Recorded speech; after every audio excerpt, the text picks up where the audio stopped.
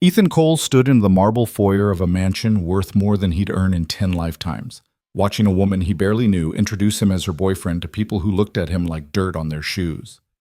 24 hours ago, he'd been elbow deep in transmission fluid. Now he was surrounded by crystal champagne flutes and conversations about summer homes in the Hamptons. He'd agreed to this charade for reasons he didn't fully understand. Maybe the desperation in her eyes. Maybe the cash she'd offered for his daughter's medical bills. Either way, he was about to discover that some weekends change everything. If you're enjoying this story, please hit that like button and comment with your city so I can see how far this tale travels. The fluorescent lights in Cole's auto repair flickered twice before dying completely, plunging the garage bay into shadow. Ethan didn't even look up from the engine block he was working on. He simply reached for the flashlight he kept clipped to his belt, the same one he'd carried since his Navy days, and kept working. "Dad, the lights went out again." 7-year-old Sophie's voice echoed from the small office at the back of the shop, where she was supposed to be doing homework, but was probably drawing mechanical diagrams instead. The kid had inherited his fascination with how things worked, which both made him proud and terrified him. He knew exactly how hard this life could be. "I know, sweetheart. Just the breaker. Give me 5 minutes to finish this gasket, and I'll fix it. Can I help?" Ethan smiled despite the ache in his lower back and the grease permanently embedded under his fingernails. "Not this time. This engine's got some sharp edges." He heard her dramatic sigh even over the distant hum of traffic on the street outside. The shop sat in a forgotten corner of the city, wedged between a laundromat that had closed 6 months ago and a pawn shop with bars on the windows. Not exactly prime real estate, but the rent was cheap, and Ethan had learned long ago that pride didn't keep the lights on. Speaking of which, he set down his wrench and wiped his hands on a rag that might have been red once but was now a mottled gray-black. The breaker box was in the office, which meant navigating past the towers of paperwork he'd been ignoring, the parts catalogs he couldn't afford to order from, and the stack of past due notices he definitely couldn't afford to pay. Sophie had moved from the desk to the floor, where she'd spread out her math homework alongside a disassembled carburetor she must have pulled from the recycling bin. She looked up at him with those serious brown eyes, her mother's eyes, and Ethan felt the familiar twist in his chest. "You're supposed to be doing schoolwork, not my work. I finished my math, and this carburetor is broken wrong." "Broken wrong?" "Yeah, see?" She pointed at the jets with a pencil. "These holes are too big. That's why Mrs. Patterson's car was running rough. You told her it was the carburetor, but you didn't tell her someone drilled these out." Ethan crouched beside his daughter, genuinely curious now. "What makes you think someone drilled them?" "Because the edges are smooth. If they wore out, they'd be rough. Plus, they're all the same size bigger. That's not natural wear." He studied the part, then his daughter, then the part again. She was right. Completely right. Someone had modified this carburetor deliberately, probably some shade tree mechanic's idea of performance enhancement, and it had been slowly destroying the fuel mixture ever since. "You," he said, tapping her nose with one greasy finger, "are too smart for your own good. Mom used to say I got it from you." The twist in his chest tightened. 3 years since the accident, and certain moments still hit him like a sucker punch. He cleared his throat and stood, reaching for the breaker box. "Well, your mom was a terrible liar, so maybe don't trust everything she said." Sophie giggled, which had been the point. Ethan flipped the main breaker, and the light stuttered back to life. He made a mental note to call the electrician he couldn't afford about the wiring he definitely needed to replace. "Hey, Soph, pack up your stuff. We need to close early today." "How come?" "Because I need to pick up your prescription before the pharmacy closes, and then we're going to have dinner somewhere that's not the break room for once." "Can we have pizza?" "If you promise not to tell your grandmother I'm feeding you junk food twice in 1 week." "Deal."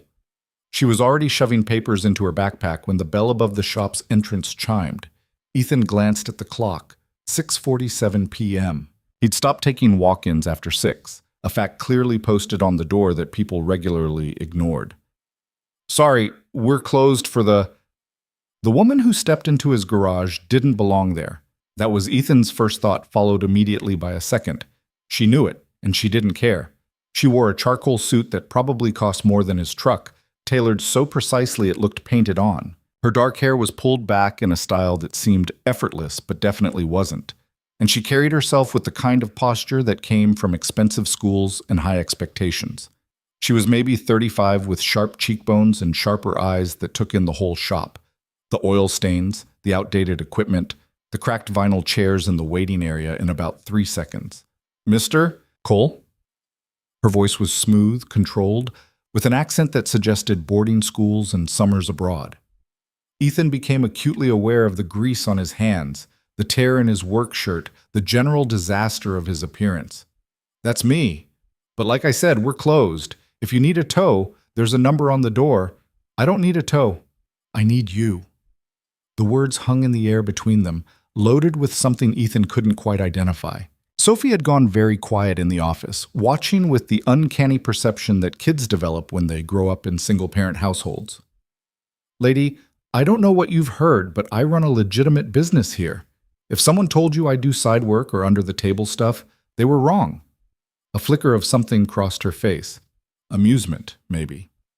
"I'm not here about your business, Mr. Cole. I'm here about a personal matter. May I come in?" Every instinct told Ethan to say no. This woman screamed complications.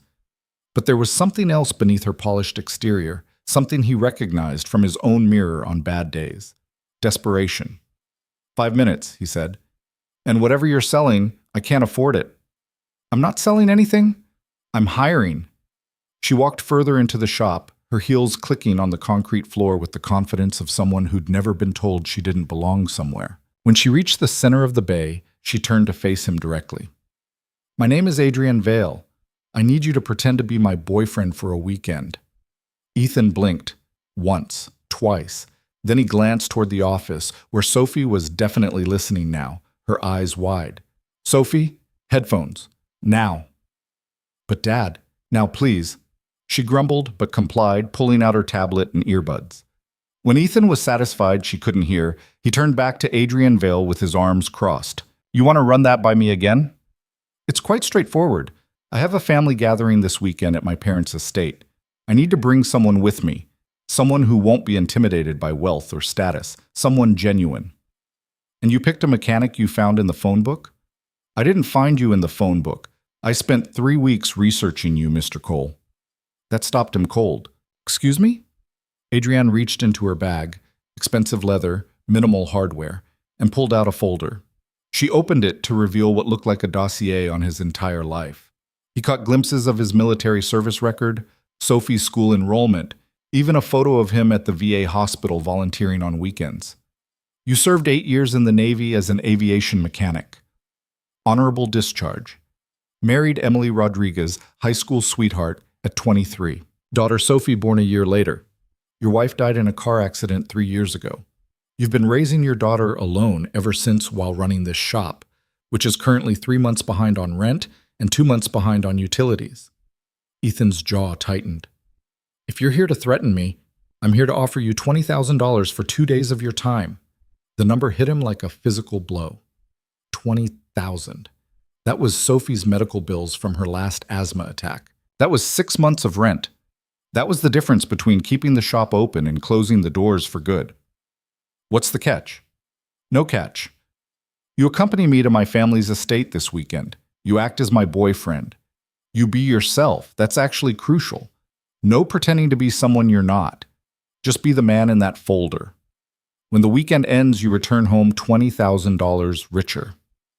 "Why me? And don't give me that genuine bullshit. People like you don't walk into places like this looking for genuine." Adrienne's expression shifted, and for the first time he saw past the armor. There was something raw underneath, something hurt. "Because everyone else I know would use this opportunity to network, to climb, to position themselves for advantage. I need someone who doesn't want anything from my world. Someone who won't see this as an audition for a permanent role. Someone who will walk away when it's over and never look back." "You're trying to prove something to your family." "I'm trying to survive a weekend without losing myself completely." Ethan studied her face, searching for deception. He'd gotten good at reading people in the Navy, better at it in the 3 years since he'd been navigating the world alone. What he saw in Adrienne Vale wasn't dishonesty, it was exhaustion. "This is insane," he said. I know. I have a daughter. I can't just disappear for a weekend. I've already arranged for care if needed, but I assumed you'd want to bring her. Bring her to what exactly? My family's summer estate in the Berkshires. It's a large property. There are children her age, my cousin's kids. She'd be safe, entertained, and completely separate from the adult functions you'd need to attend with me. You've thought of everything. That's what I do, Mr. Cole. I think of everything. Except, apparently, how to convince my family that I'm capable of choosing my own path without their constant interference. Ethan walked to the office door and checked on Sophie. She was genuinely focused on her tablet now, watching some engineering show with her earbuds in. She looked happy. She also looked too thin, and he knew the stress of his constant financial juggling was affecting her even though he tried to hide it. $20,000. He could fix the truck that had been sitting in the third bay for 2 months, the one he'd promised Mrs. Chen would be ready but couldn't afford parts for. He could pay down the medical debt that made his chest tight every time a bill arrived. He could buy Sophie new clothes that actually fit instead of the second-hand ones that embarrassed her at school, no matter how much she pretended otherwise. What exactly would I have to do? He asked, turning back to Adrienne. Attend dinners, make conversation, appear comfortable in formal settings. Most importantly, treat me like someone you actually care about, not like a business transaction. I don't know how to act in formal settings. I grew up in foster care and spent my 20s on aircraft carriers. Good. That's exactly what I need. Someone who doesn't know how to play their games. Their games? Adrienne's smile was bitter. My family doesn't communicate, Mr. Cole. They maneuver, they position, they leverage. Every conversation is a negotiation. Every dinner is a battlefield. I need someone who'll just be honest, direct, real. I can do real. Real is kind of all I've got. Then we have a deal? Ethan should have said no. Every rational part of his brain screamed it, but he thought about Sophie's inhaler prescription, about the eviction notice he'd shoved in a drawer, about the way his daughter sometimes looked at other kids' lunches and tried to hide her envy. Half up front, he heard himself say. And I need to meet you somewhere public first. Coffee shop, tomorrow afternoon. You tell me exactly what I'm walking into, every detail, and if anything you say doesn't sit right, the deal's off and you get your deposit back. Adrienne extended her hand. Agreed. Her grip was firm, professional, but he felt her hand trembling slightly. Whatever this weekend meant to her, it wasn't simple. One more thing, Ethan said. My daughter knows when I'm lying, so if she asks me questions, I'm going to tell her the truth. Age-appropriate version, but the truth. I wouldn't ask you to lie to your child. Good. Because I wouldn't do it anyway, money or no money. Adrienne nodded, and something in her expression softened. Tomorrow afternoon, then. There's a coffee shop called Meridian on 5th Street. 2 o'clock? I'll be there. She turned to leave, then paused at the door. Mr. Cole? Thank you. I know this is unusual.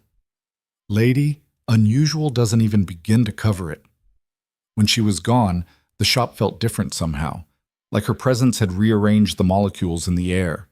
Ethan stood there for a long moment, staring at the oil stain on the floor, where she'd stood, trying to process what he'd just agreed to.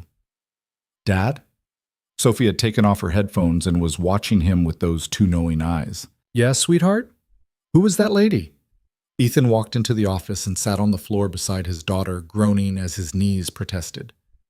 Someone who needs help with something. What kind of help? The complicated kind.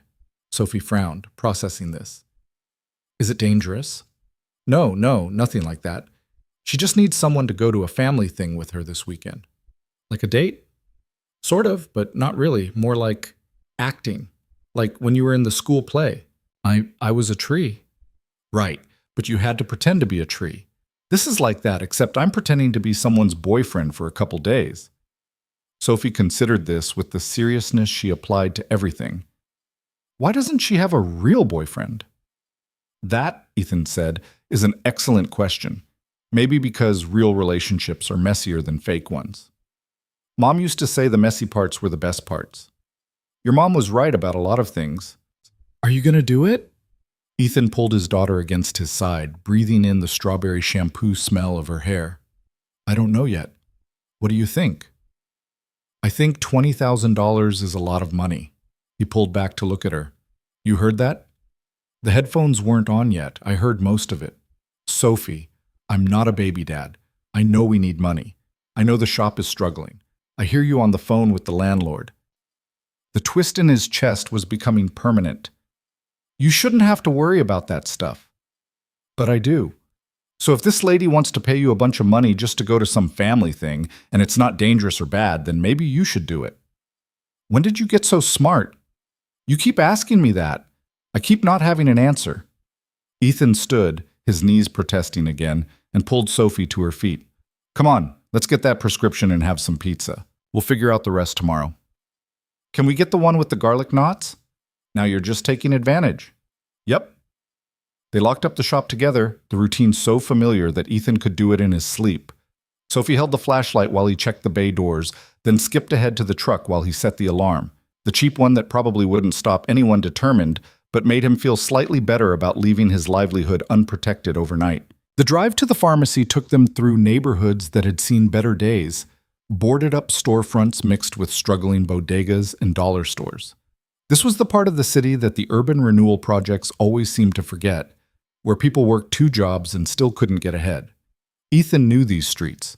He'd grown up not far from here, bouncing between foster homes until he was old enough to enlist. The Navy had saved him in a lot of ways, given him structure, purpose, a trade. Meeting Emily had saved him in all the others. Dad, you're thinking too loud again. He glanced at Sophie in the rearview mirror. She was strapped into the back seat, watching him with concern that no 7-year-old should have to feel for their parent. Sorry, kiddo, just got a lot on my mind. The pretty lady? She wasn't that pretty, Sophie grinned. She was super pretty, like movie pretty. Yeah, well, pretty doesn't pay the bills.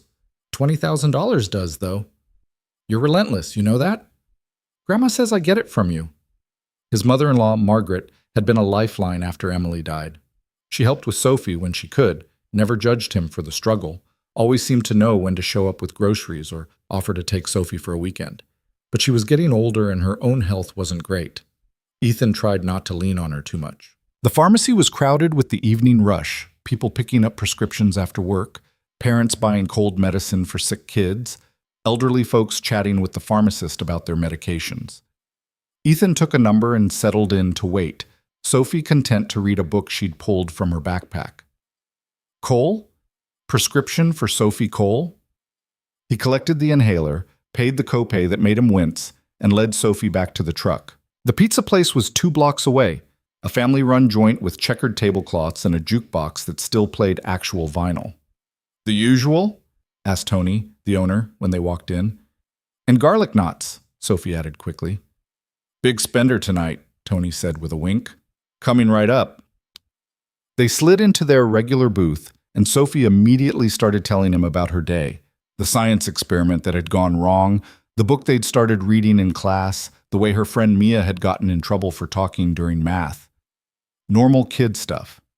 Beautiful, ordinary, normal kid stuff that Ethan would do anything to protect. So this weekend thing, Sophie said suddenly, between bites of pizza.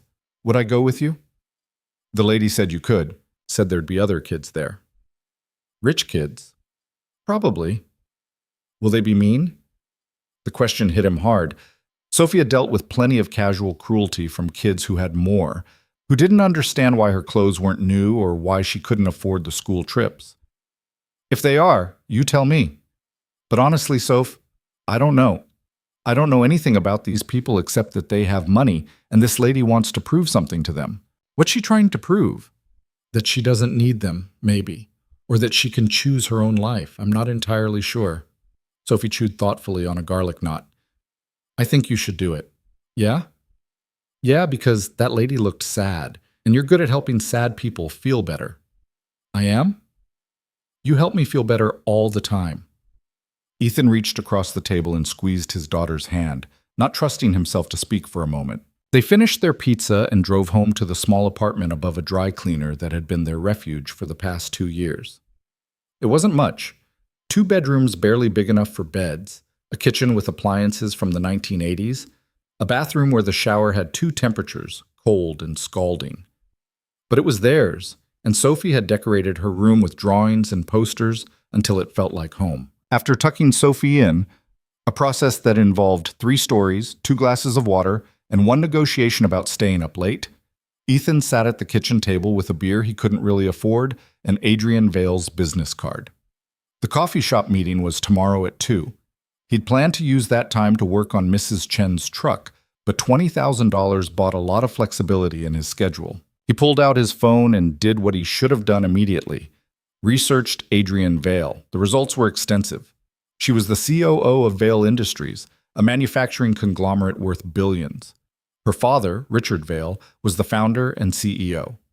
Her mother, Catherine, came from old money, the kind that got buildings named after it. There were 2 siblings, an older brother named Marcus, who ran the company's European division, and a younger sister named Claire, who seemed to spend most of her time on charity boards and society pages. Adrienne herself appeared in business journals and financial news sites. She'd taken a struggling division of the company and turned it profitable in 3 years. She'd implemented sustainable manufacturing practices that had won awards. She sat on the boards of several nonprofits focused on education and poverty relief. She was, by all accounts, brilliant and successful. So why did she need to hire a fake boyfriend? Ethan dug deeper, searching for personal information. There were photos from charity galas and business events, always with Adrienne in elegant dresses looking composed and professional. But no wedding announcement, no engagement rumors, no hint of a personal life at all. Then he found an article from 2 years ago. Vale heiress calls off engagement to prominent attorney. The piece was brief, respectful, but Ethan could read between the lines. Adrienne had been engaged to someone named Preston Whitmore III, a partner at a major law firm whose family moved in the same circles as the Vales. The engagement had lasted 8 months before Adrienne ended it, citing different priorities and life goals. The society columns had been less kind, speculating about cold feet, control issues, whether Adrienne was too focused on her career to commit to marriage. Ethan closed his laptop and finished his beer. This woman had everything: money, success, intelligence, looks, and she was so desperate to avoid her family's judgment that she was willing to pay a stranger $20,000 to play pretend for a weekend. His phone buzzed with a text from a number he didn't recognize. Meridian Coffee, tomorrow, 2 p.m. Looking forward to our conversation. AV. Ethan stared at the message for a long moment before typing a response. I'll be there. He set the phone down and looked around his small kitchen at the stack of bills on the counter, the picture of Emily that he still couldn't quite bring himself to move, the drawing Sophie had made of the 2 of them that hung on the refrigerator with a magnet shaped like a wrench. This was his life. Small, struggling, but honest. And for 2 days, he was going to step into someone else's world and pretend it was his. The next afternoon, Ethan left Sophie with his mother-in-law and drove to Meridian Coffee on 5th Street. The neighborhood was different from his. Clean sidewalks, boutique shops, people in business casual sipping lattes while working on laptops. He felt out of place in his cleanest jeans and a button-down shirt he'd ironed himself that morning. Adrienne was already there, sitting at a corner table with 2 coffee cups in front of her. She'd dressed down from yesterday. Well-fitted slacks and a cream-colored sweater that probably still cost more than his monthly rent, but she looked less armored somehow. Mr. Cole. She stood to greet him, extending her hand. Thank you for coming. Call me Ethan. Mr. Cole makes me feel like I'm in trouble. A ghost of a smile crossed her face. Ethan, then. I got you a black coffee, but I can get you something else if you prefer. Black coffee's perfect. He sat across from her, suddenly aware of the calluses on his hands and the faint smell of motor oil that never quite washed off. So, tell me what I'm walking into. Adrienne wrapped her hands around her own cup, something with foam and a design on top that Ethan didn't recognize. My family does a gathering every spring at our estate in the Berkshires. It's technically to celebrate my parents' anniversary, but really it's an excuse for everyone to gather and assess each other. Assess? Who's succeeding? Who's failing? Who's making advantageous connections? It's like a corporate retreat disguised as a family reunion. Sounds fun. It's torture. She said it flatly, without humor. And this year, they're going to focus on me. Because I turned down a marriage proposal from someone they approved of, and I've been aggressively single ever since. Because I made a business decision last quarter that prioritized worker safety over quarterly profits, and the board is unhappy. Because my mother has decided that at 34 I'm running out of time to fulfill my duty of producing heirs. Ethan blinked. She actually said producing heirs? Those exact words. Your family sounds like characters from a period drama. That's disturbingly accurate. Adrienne took a sip of her coffee. So when I show up with you, someone completely outside their world, someone who works with his hands and raises a daughter alone and doesn't care about their approval, it sends a message. What message? That I make my own choices, that I'm not interested in their arranged partnerships or strategic alliances, that my life is mine. Ethan leaned back in his chair, studying her. Why me, specifically?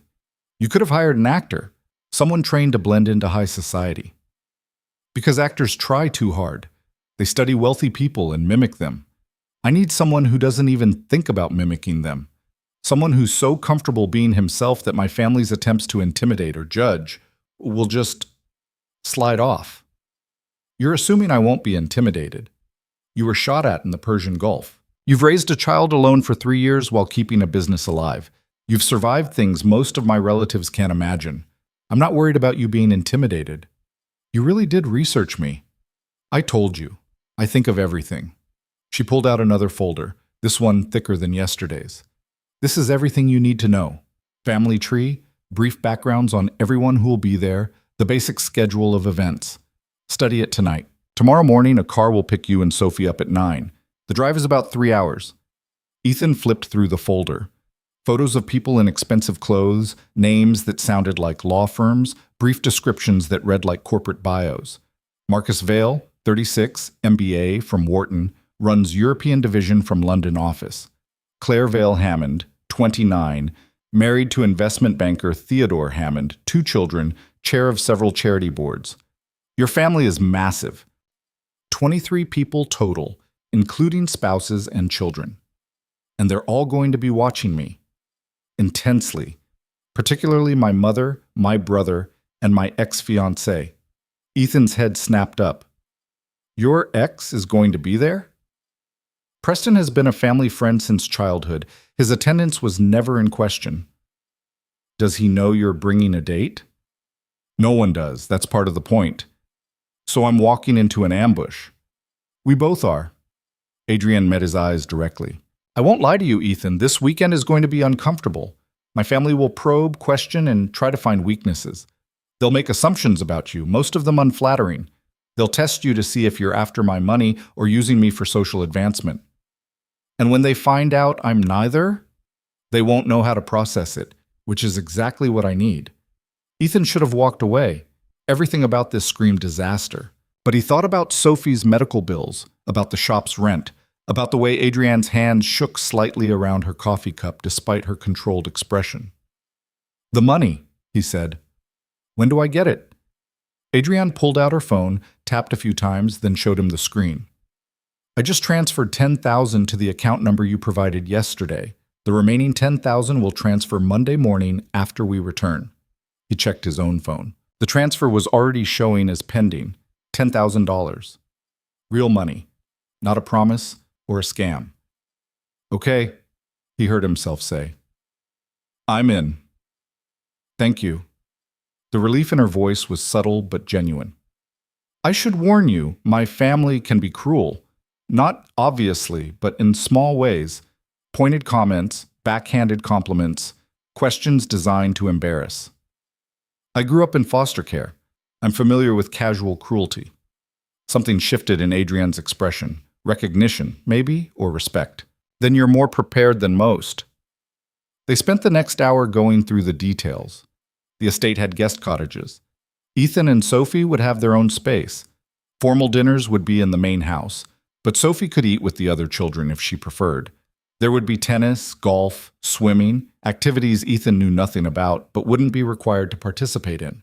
Just be yourself, Adrienne said again. That's the most important thing. What about the boyfriend part? How are we supposed to act? Comfortable with each other? Like we've been dating for a few months, long enough to be serious, but not so long that we're performing for each other. She paused. We should probably establish some basic physical comfort. May I? Before he could answer, she reached across the table and took his hand. Her skin was soft, her grip warm. Ethan felt suddenly acutely aware of how long it had been since someone had touched him like this. Not accidentally, not professionally, but deliberately, intimately. Is this okay? Adrienne asked quietly. Yeah, fine. You tensed up. Sorry, it's been a while. Since your wife? Since anyone. Understanding crossed her face. We don't have to do anything you're not comfortable with. Hand-holding, maybe standing close to each other. Nothing more. What if they expect more? Then we adjust. But I'm not asking you to kiss me or share a bedroom or anything beyond basic companionship. Ethan nodded, relieved. Okay, I can do that. They finished their coffee and went over a few more details. What to pack, when to expect the car, how to handle questions about their relationship. When they finally stood to leave, Adrienne extended her hand again. Partners? Ethan shook it. Partners. But if this goes sideways, I'm blaming you. Fair enough. He walked back to his truck, folder tucked under his arm, and sat in the driver's seat for a long moment before starting the engine. Tomorrow morning, he'd step into a world he didn't understand, pretending to be something he wasn't, all for money he desperately needed. The truck's engine turned over with a familiar rumble, and Ethan pulled out into traffic, heading back toward the life he knew. 24 hours from now, everything would be different. The black Mercedes arrived at exactly 9 o'clock the next morning, so pristine and out of place on Ethan's street that neighbors actually stopped to stare. The driver was a quiet man in his 50s named Robert, who helped load their bags with the efficiency of someone who'd done this 1,000 times before. Is this really happening? Sophie whispered as she climbed into the back seat, her eyes wide at the leather interior and the bottles of sparkling water in the center console. Apparently so, Ethan muttered, sliding in beside her. The folder Adrienne had given him sat on his lap, its contents mostly memorized after a sleepless night of studying faces and names. Richard Vale, the patriarch, built his empire from a single manufacturing plant. Catherine Vale, society maven and keeper of the family reputation. Marcus, the golden child. Claire, the perfect daughter. And Preston Whitmore III, the ex-fiancé who apparently still had a seat at the family table. Ethan had told Sophie a version of the truth over breakfast that morning, that he was helping someone with a family situation, that they needed to pretend to be friends with this person for a weekend, that it was complicated but not dangerous. Like acting, Sophie had said, echoing his words from earlier. Exactly like acting. Can I tell Grandma? Grandma already knows. I called her last night. Margaret had been surprisingly supportive, though she'd made him promise to text her every few hours and to come home immediately if anything felt wrong. She'd also made him promise to take pictures of the estate because she wanted to see how the other half lived. The drive north took them out of the city and into countryside that gradually became more manicured, more deliberate. Stone walls lined the roads. The houses grew larger and farther apart. Signs for private drives appeared with names like Meadowbrook and Windmere. Sophie pressed her face to the window, watching it all with the absorption of a kid who'd never been farther than the state park where they sometimes camped in summer. Dad, are we going to a castle? Not quite. More like a really big house. How big? I don't know, sweetheart. We'll find out together. His phone buzzed with a text from Adrienne. We're arriving around the same time. I'll meet you at the main house. Just follow Robert's lead. You'll be fine. Ethan typed back a thumbs up, though Fine felt optimistic. They turned onto a private road marked only by a discreet brass plaque that read, Vale Estate. The drive wound through woods that had been carefully maintained to look natural, past a pond with a small boathouse, and finally emerged into a clearing that made Sophie gasp. The main house rose 3 stories of limestone and glass, with wings extending on either side like arms. It was beautiful in the way museums were beautiful. Impressive, untouchable, designed to make you feel small. Gardens spread out in geometric precision, and Ethan could see other buildings scattered across the property. The guest cottages, probably, along with what looked like a tennis court and a pool house. This is where she lives? Sophie breathed. Sometimes I think. Robert pulled up to the front entrance, where 2 other cars were already parked. Before Ethan could process what to do next, Adrienne emerged from the massive front door. She'd transformed again. Gone was the casual sweater from the coffee shop. Now she wore white linen pants and a navy silk blouse that probably cost more than Ethan's entire wardrobe. Her hair was down, falling in careful waves past her shoulders, and she'd put on just enough makeup to look polished without trying. But it was her smile that caught him. Warm, genuine, almost relieved. "You made it," she said, reaching for his hand as he stepped out of the car. The gesture was so natural that Ethan almost forgot it was performance. Traffic wasn't bad. "And you must be Sophie." Adrienne crouched down to Sophie's level, her expression softening. "I'm Adrienne. Your dad's told me a lot about you." Sophie glanced at Ethan, clearly trying to figure out how much of this was real. "Hi. I thought you might like to know that there are 3 other kids here around your age. They're down at the pool right now if you want to meet them. My cousin Julia's daughter Emma is 7 too. Can I, Dad? Let's get settled first, okay?" "Actually," Adrienne said, standing, "Robert can take your bags to the cottage while I introduce you around. Sophie can come with us, or we can have someone take her to the pool. Whatever feels comfortable." The decision was interrupted by the front door opening again. A woman in her early 60s emerged, dressed in what Ethan could only describe as expensive casual, cream-colored everything, pearls at her throat, not a hair out of place despite the breeze. Catherine Vale, the matriarch. Her gaze swept over Ethan with the precision of a jeweler evaluating a suspect diamond. She lingered on his jeans, his collared shirt from Target, the scuffed boots he'd tried to polish that morning. Then her eyes moved to Sophie, and something in her expression tightened. "Mother," Adrienne said, her voice carefully neutral, "this is Ethan Cole and his daughter Sophie. Ethan, Sophie, my mother, Catherine Vale." "Mrs. Vale." Ethan extended his hand, meeting her gaze directly. Catherine took his hand with the minimum pressure necessary to qualify as a handshake. "Mr. Cole, how unexpected." "I imagine so." Adrienne didn't mention she'd be bringing guests. Plural. "Last-minute decision," Adrienne said smoothly. "I thought it would be nice for Ethan to see the estate, and Sophie loves swimming, so the pool seemed perfect." "I'm sure." Catherine's smile was glacial. "Well, welcome to Vale Estate. I trust you'll find it adequate." Adequate. The word hung in the air like a challenge. "I'm sure we will," Ethan said evenly. Catherine's eyes narrowed slightly, as if she'd expected nervousness or fawning and didn't quite know what to do with his calm. "Adrienne, your father would like to see you in his study before lunch, 2 o'clock sharp." "Of course." Catherine swept back into the house without another word, leaving a wake of tension. "Well," Adrienne said quietly, "that went exactly as I expected." "She hates me already." "She doesn't hate you. She's assessing whether you're a threat to her carefully constructed world." Adrienne squeezed his hand. "Come on. Let me show you the cottage before the wolves gather." They followed a stone path around the main house, past gardens that looked like they required a full-time staff to maintain. Sophie walked close to Ethan, unusually quiet, taking everything in. The guest cottage turned out to be larger than Ethan's apartment, with 2 bedrooms, a full kitchen, a living room with a fireplace, and a porch overlooking the woods. Their bags were already inside, arranged neatly by the door. "This is just for us?" Sophie asked, her voice small. "All yours for the weekend," Adrienne confirmed. "There's a phone in the kitchen that connects directly to the main house if you need anything. Food, supplies, whatever." "This is insane," Ethan muttered, walking through the space. Everything was decorated in tasteful neutrals, expensive without being showy. The kind of place where you were afraid to touch anything. "It's a lot. I know." Adrienne leaned against the doorframe, watching him. "I grew up thinking this was normal. It took years before I realized how completely abnormal it actually is." Sophie had wandered into one of the bedrooms and gasped. "Dad, there's a TV in here, and the bed is huge." "That's your room, sweetheart. Don't break anything." Adrienne smiled, and for a moment she looked almost relaxed. "She's wonderful. She's the best thing I ever did."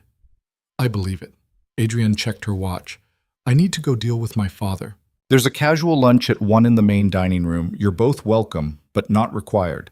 Dinner tonight is formal. Jacket required for you. Dress for Sophie if she has one. We might have packed a little light for formal dinners." "I thought you might. I had some things sent to the cottage. They should fit." She must have seen his expression because she added quickly, Nothing extravagant, just enough to blend in. You can keep them or donate them after, whatever you prefer. Ethan wanted to be offended, but the practicality of it made sense. Thank you. Partners, remember? She squeezed his hand once more, then let go. I'll see you at lunch if you come. If not, I'll send someone to get you for dinner at 7. When she was gone, Ethan stood in the center of the cottage living room, trying to reconcile this place with his world. Sophie emerged from her bedroom with a garment bag. Dad, there's fancy dresses in here. Adrian sent them. For me? Yeah, kiddo. Pick whichever one you like for dinner tonight. Sophie unzipped the bag carefully, revealing 3 dresses in different styles, all age-appropriate but clearly expensive. Her face lit up in a way that made Ethan's chest ache. Can I really pick anyone? That's what she said. Have you ever been somewhere like this before? Ethan sat down on the couch, suddenly exhausted despite the early hour. Never. Not even close. Are you scared? The question surprised him into honesty. A little, yeah. Sophie came and sat beside him, the dresses forgotten. You're the bravest person I know. That's because you're 7 and haven't met many people yet. I'm serious, Dad. You're not scared of anything. I'm scared of plenty of things. I'm scared every time you have an asthma attack. I'm scared when I can't pay the bills. I'm scared I'm not doing a good enough job raising you. Sophie leaned against him. You're doing perfect. Perfect is a strong word. Perfectly good enough, then. They sat like that for a while, father and daughter in a cottage worth more than anything they'd ever owned, preparing to navigate a world that wasn't meant for them. Lunch was in an hour. Ethan checked the second garment bag and found clothes in his size, khakis, button-down shirts, a blazer that actually fit his shoulders. Someone had done their homework. All right, he said finally, standing up. Let's do this. Worst case, we eat some fancy food and come back here. Can we go to the pool after? If you want. I want. They changed clothes, Sophie choosing a simple blue dress from the selection and Ethan pulling on the khakis and a white shirt that felt foreign against his skin. When he looked in the mirror, he barely recognized himself, cleaned up, dressed up, playing a role. The walk to the main house felt longer than it had earlier. Other people were arriving now, emerging from cars and cottages and clothes that screamed money. They all seemed to know each other, exchanging kisses on cheeks and comments about trips to Europe or new houses in the Hamptons. No one looked at Ethan and Sophie. Or rather, everyone looked, then quickly looked away. The dining room was massive, with windows overlooking the garden and a table that could seat 30. About 15 people were already gathered, holding drinks and making small talk. Ethan spotted Adrienne immediately. She was talking to a tall man with silver hair who had to be her father, Richard Vale. She caught his eye and smiled, excusing herself to cross the room. You came. You invited us. I wasn't sure you would. She took his arm naturally, leading him toward the bar. What would you like to drink? Whatever you're having is fine. She ordered 2 glasses of white wine and a lemonade for Sophie, then turned to face the room. Ready to meet everyone? Not even a little bit. Perfect. That's the right attitude. The introductions came in a blur. Marcus Vale, Adrienne's brother, with a handshake like a business transaction and eyes that calculated Ethan's net worth in seconds. Claire and her husband Theodore, both polite in the way that suggested they'd already dismissed him as unimportant. Various cousins and uncles and family friends whose names Ethan tried to track, but knew he'd never remember. And then Preston Whitmore III. He was exactly what Ethan had expected, tall, handsome in a generic way, perfectly dressed, perfectly groomed with the confidence of someone who'd never been told no. He approached with a champagne flute and a smile that didn't reach his eyes. Adrienne, you look lovely as always. Preston, let me introduce Ethan Cole. Ethan, this is Preston Whitmore. The mechanic, Preston said, his tone making it sound like a diagnosis. Adrienne mentioned you. How fascinating. Ethan shook the offered hand, noting the softness of Preston's palm. Nice to meet you. I have to admit, I'm curious how you two met. Adrienne usually moves in such different circles. We met when she came to my shop, Ethan said simply. How delightfully random. Preston turned to Adrienne. Always full of surprises, aren't you? I try to keep life interesting. And this is your daughter? Preston looked down at Sophie with the expression of someone who'd never interacted with a child and wasn't sure how. How quaint. Sophie moved closer to Ethan's leg, and he put a protective hand on her shoulder. Sophie's going to join the other kids at the pool after lunch, Adrian said. I'm sure she'll have more fun than sitting through our boring adult conversations. Undoubtedly. Preston took a sip of champagne. Well, I'll let you make the rounds. We should catch up later, Adrian. I have some thoughts about the quarterly projections you presented. I'm sure you do. When Preston walked away, Ethan let out a breath he hadn't realized he was holding. That was your ex-fiancé? For 8 excruciating months. What did you see in him? Honestly, I'm still trying to figure that out. My parents approved. The family's had history. It made sense on paper. And in reality, he's exhausting. Everything's a transaction. Everything has an angle. He doesn't like me. He doesn't like that he can't figure out your angle. It's driving him crazy. Lunch was served family style, with servers bringing out platters of food that looked more like art than sustenance. Ethan found himself seated between Adrienne and a cousin named Julia, who seemed genuinely nice and asked him real questions about his work. Sophie sat at the other end with the children, and Ethan kept an eye on her throughout the meal. She was quiet, watching the other kids with the wariness of someone used to being on the outside. Your daughter is precious, Julia said, following his gaze. Emma's been dying to meet her. She doesn't have many friends who aren't from our set. Sophie's pretty shy around new people. Emma will bring her out of her shell. She's relentless in the best way. True to Julia's word, when lunch ended and the children were excused to the pool, a dark-haired girl grabbed Sophie's hand and started chattering at her with the confidence of someone who expected to be liked. Sophie looked back at Ethan uncertainly. Go ahead, sweetheart. I'll come check on you in a bit. The adults migrated to the terrace for coffee and what Catherine called afternoon refreshments. Ethan stuck close to Adrienne, aware that he was being evaluated with every word, every gesture, every interaction. So Ethan, Catherine said, appearing beside them with a coffee cup that looked like fine china. Adrienne tells us you're a mechanic. That's right. How industrious.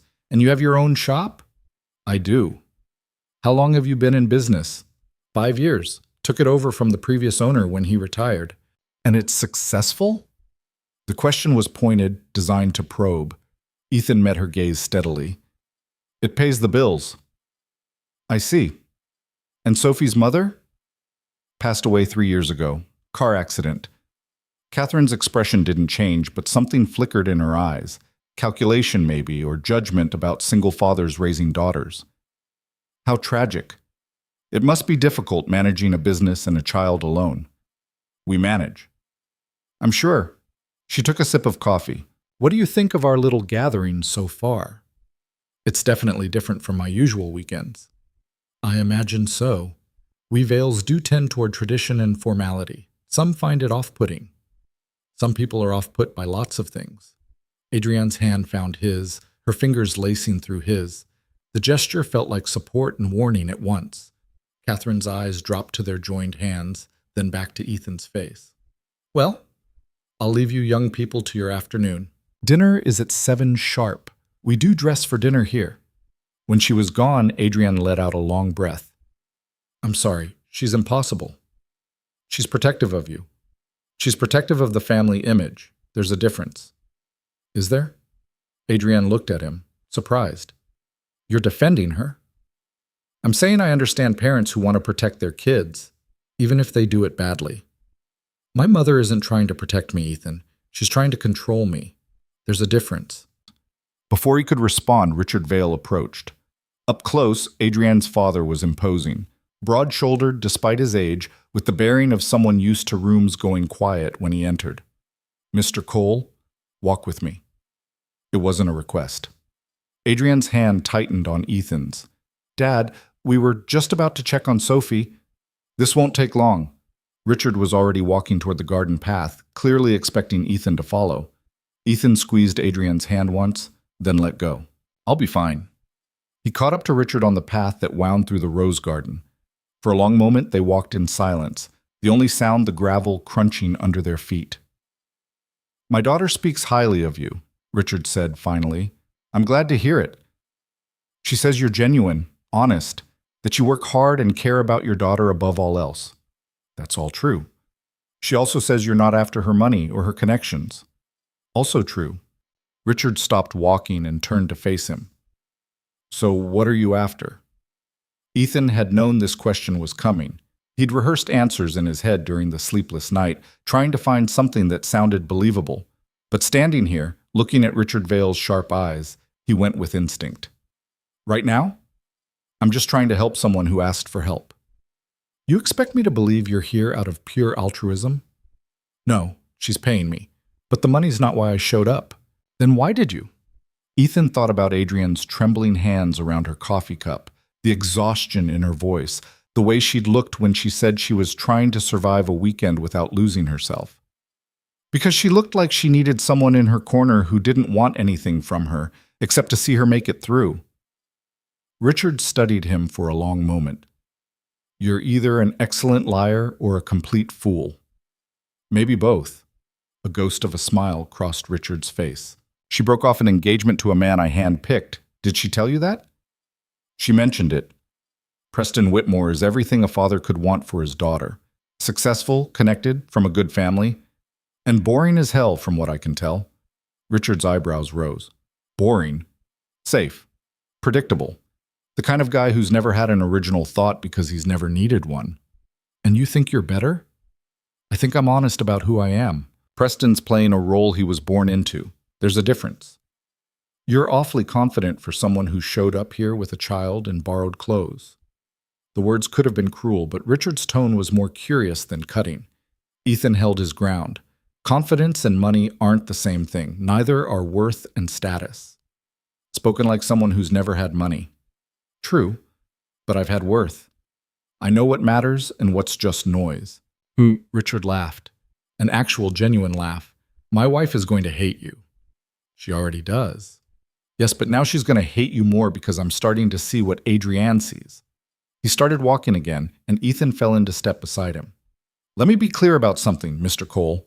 I built this company from nothing. I know the difference between someone who earned their place and someone who's trying to take shortcuts. Which are you? I'm someone who's earned everything I have, which isn't much, but it's mine, and I did it without stepping on anyone to get it.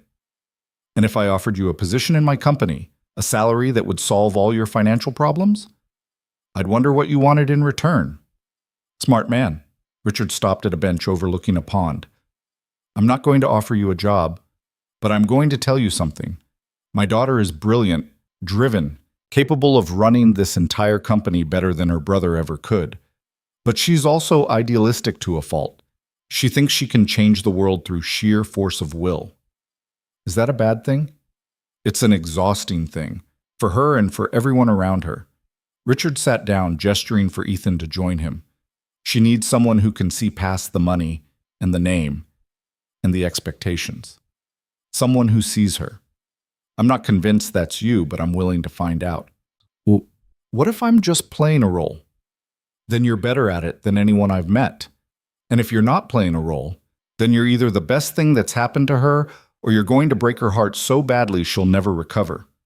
Ethan sat back, absorbing that. No pressure then. None at all. Richard stood. Dinner's at 7.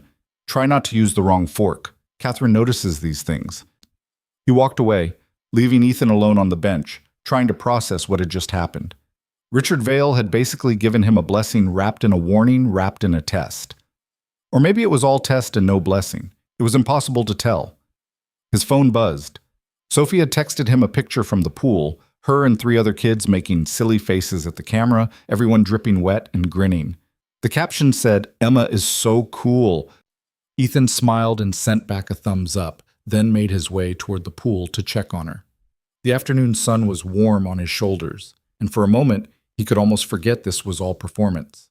Sophie was in the shallow end with Emma and 2 boys who introduced themselves as Michael and James. They were building something elaborate with pool toys, debating architecture with the seriousness of engineers.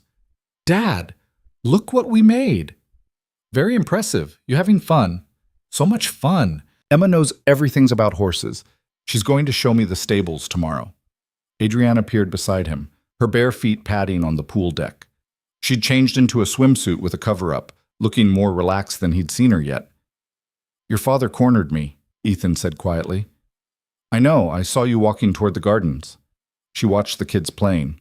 What did he say? That you're brilliant and idealistic, and I'm either going to be the best thing that's happened to you or break your heart. Adrian's eyes widened. He said that? More or less. That's the closest thing to approval he's given anyone I've dated in years. I'll try not to let it go to my head. She bumped his shoulder with hers. Thank you for being here, for dealing with my family, for not running screaming back to the city. Day's not over yet. Fair point. She watched Sophie laugh at something Emma said. She's wonderful, by the way. Your daughter. You should be proud. I am. Every single day. My mother asked me about her during lunch, whether it was appropriate to bring a child to an adult gathering. What did you tell her? That Sophie was more mature than half the adults here and twice as genuine. Ethan laughed. How'd that go over? About as well as you'd expect. She paused. You're doing great, by the way. Better than great. You're exactly what I needed. I haven't done anything except exist. That's the point. You exist without apology. You don't try to be something you're not. It's remarkable. It's just being myself. For some of us, that's the hardest thing in the world. They stood there watching the kids play, the afternoon stretching lazy and warm around them. For a moment, Ethan let himself imagine this was real, that he belonged here, that Sophie could have afternoons like this all the time, that he and Adrienne were actually together instead of playing pretend. Then reality reasserted itself. This was a weekend, a performance, a transaction that would end Sunday night with $10,000 more in his account and a return to his actual life. But for now, watching his daughter laugh without the weight of their struggles on her shoulders, Ethan could pretend a little longer. Dinner began with what Ethan could only describe as strategic seating. The dining room had been transformed from lunch's casual elegance into something that belonged in a period film, complete with crystal chandeliers, place settings that included more forks than seemed reasonable, and name cards in calligraphy directing everyone to their assigned positions. Ethan found himself between Adrienne and Marcus, directly across from Preston and Catherine. Sophie was with the other children at a smaller table in the adjacent sunroom, visible through French doors but blessedly separate from whatever was about to unfold. The lamb is from our own farm upstate, Catherine announced as the first course arrived. We've been raising heritage breeds for 3 generations now. How sustainable, Marcus said, his tone suggesting he'd heard this speech many times before. Ethan picked up what he hoped was the correct fork and started on the salad in front of him. The greens were arranged like a sculpture, drizzled with something that tasted expensive and foreign. So, Ethan, Marcus said, turning toward him with the smile of a shark scenting blood, Adrienne mentioned you run an auto repair shop. That must be challenging in today's economy. Every business has its challenges.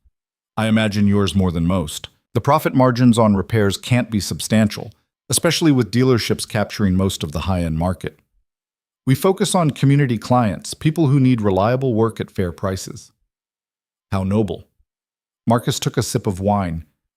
Though I'm curious how that translates to long-term financial stability. Have you considered franchising, expanding your model? Adrienne's hand found Ethan's knee under the table, a warning squeeze. He kept his voice even. I've considered it. Decided I'd rather do one thing well than 10 things poorly. Admirable, if limiting. Marcus leaned back as servers cleared the salad plates. In business, we call that leaving money on the table. In my business, we call it maintaining quality and integrity. Preston laughed, sharp and sudden. Integrity. How refreshingly quaint. You don't believe in integrity? Ethan asked. I believe in results. Integrity is what people claim when they can't deliver growth. Or it's what people have when they don't measure success solely in dollars. The table went quiet. Catherine's expression could have frozen water. Richard, at the head of the table, watched with undisguised interest. Tell me, Mr. Cole, Catherine said, her voice silk over steel, what do you measure success in, if not financial security? Ethan thought about Sophie's laugh at the pool, the way she'd stopped apologizing for wanting things she couldn't have. He thought about the customers who came back to his shop because they trusted him, not because he was the cheapest option. Whether I can look at myself in the mirror without flinching, whether my daughter grows up knowing her worth isn't tied to her bank account, whether the people I deal with are better off for having met me. How very philosophical, Preston said. And how does that philosophy handle medical bills, mortgage payments, your daughter's education? Carefully, but it handles them. Barely, from what I understand. Preston's smile was cruel now. No shame in struggling, of course, but let's not pretend poverty is some noble calling. Adrienne's fork hit her plate with a sharp clink. Preston, that's enough. I'm simply being honest. Isn't honesty what we're celebrating tonight? Your boyfriend's refreshing authenticity? You're being an ass. Adrienne, Catherine said sharply. Language. No, Mother. I'm not going to sit here while Preston attacks Ethan for the crime of not being born wealthy. No one's attacking anyone, Marcus interjected smoothly. We're simply having a conversation about different approaches to life. Ethan's chosen a certain path, and we're exploring that choice. You're interrogating him.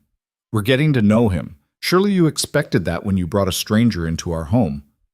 The main course arrived, a reprieve wrapped in lamb and roasted vegetables. Ethan ate mechanically, hyper-aware of every eye on him, every loaded silence. I have a question, Richard said from the end of the table, and the room shifted its focus to him. Ethan, what do you think of my daughter? The question landed like a grenade. Dad, Adrienne started. It's a simple question.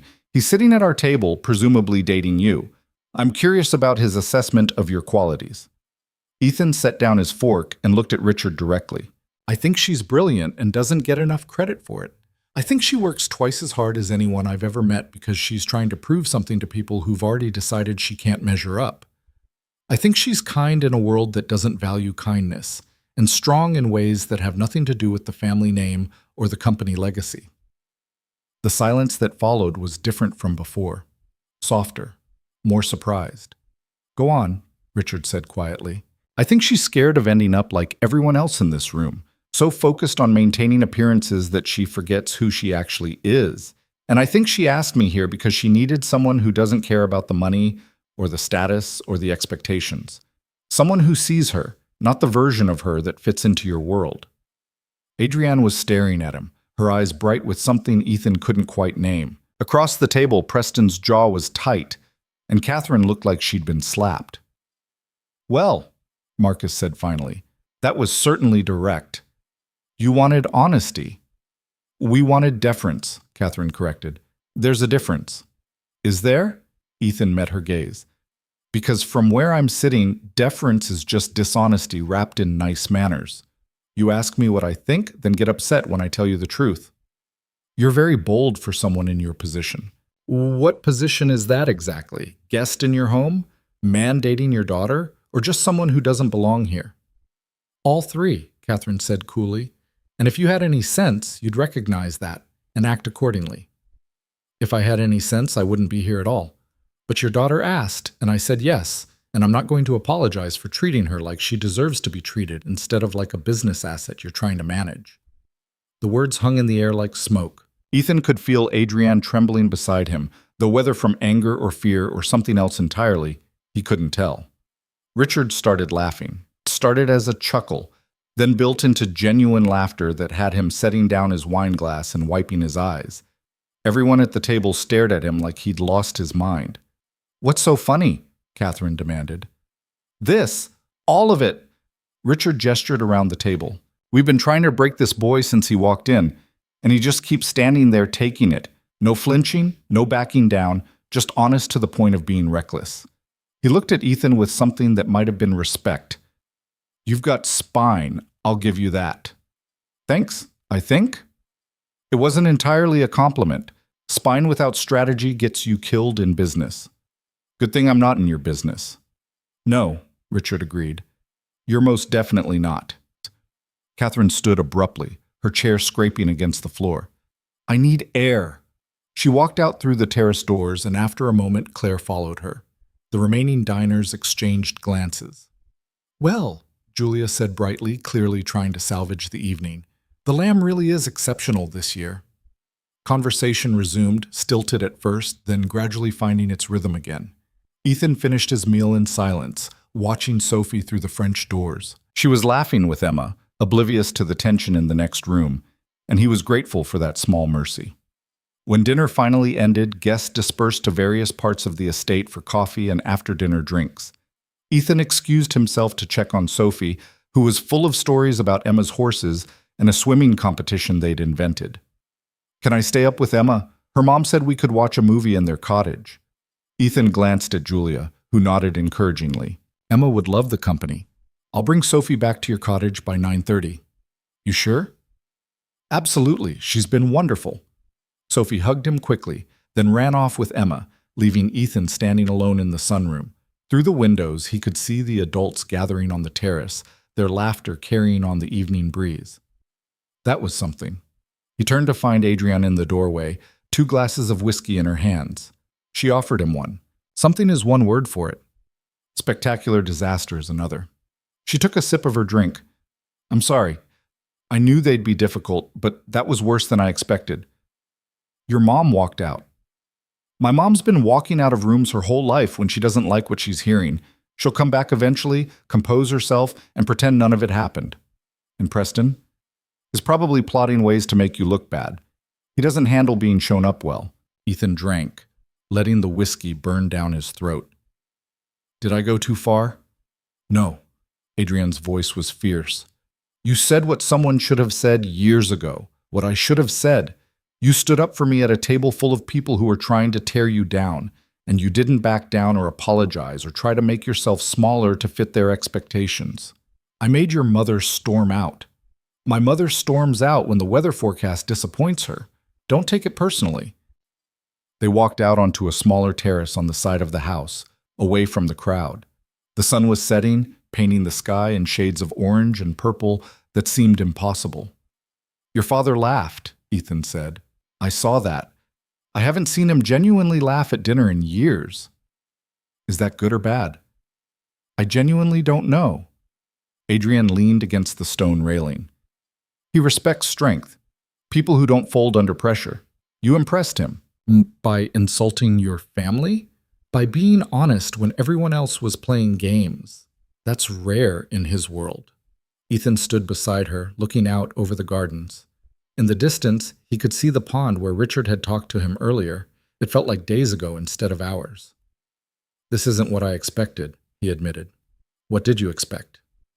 "I don't know. Polite coldness, maybe. Distance. Not direct attacks disguised as dinner conversation." "Welcome to the Vale family. We don't do anything halfway, including cruelty."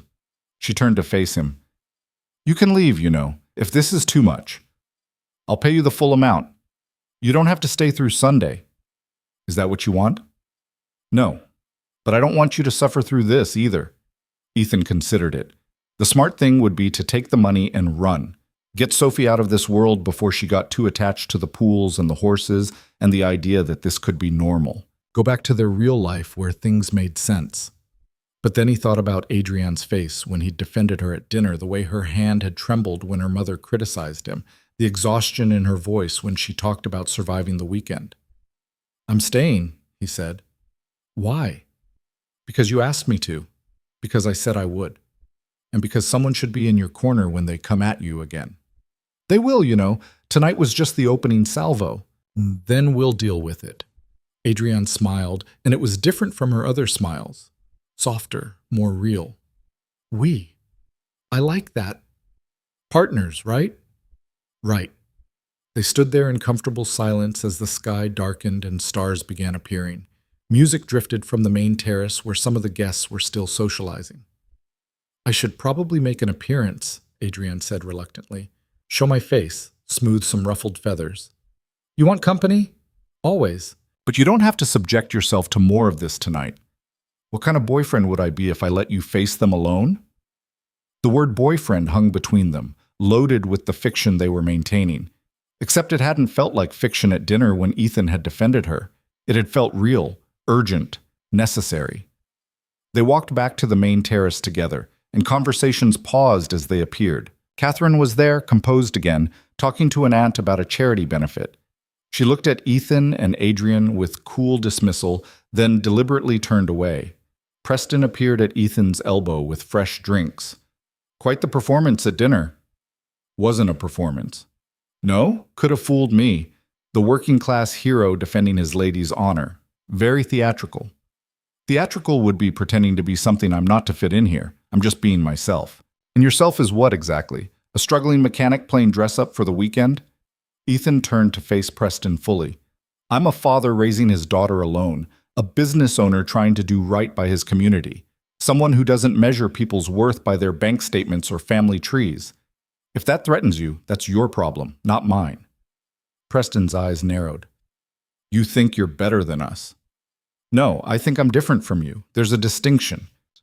Different because you're poor? Different because I know what matters. And it's not this.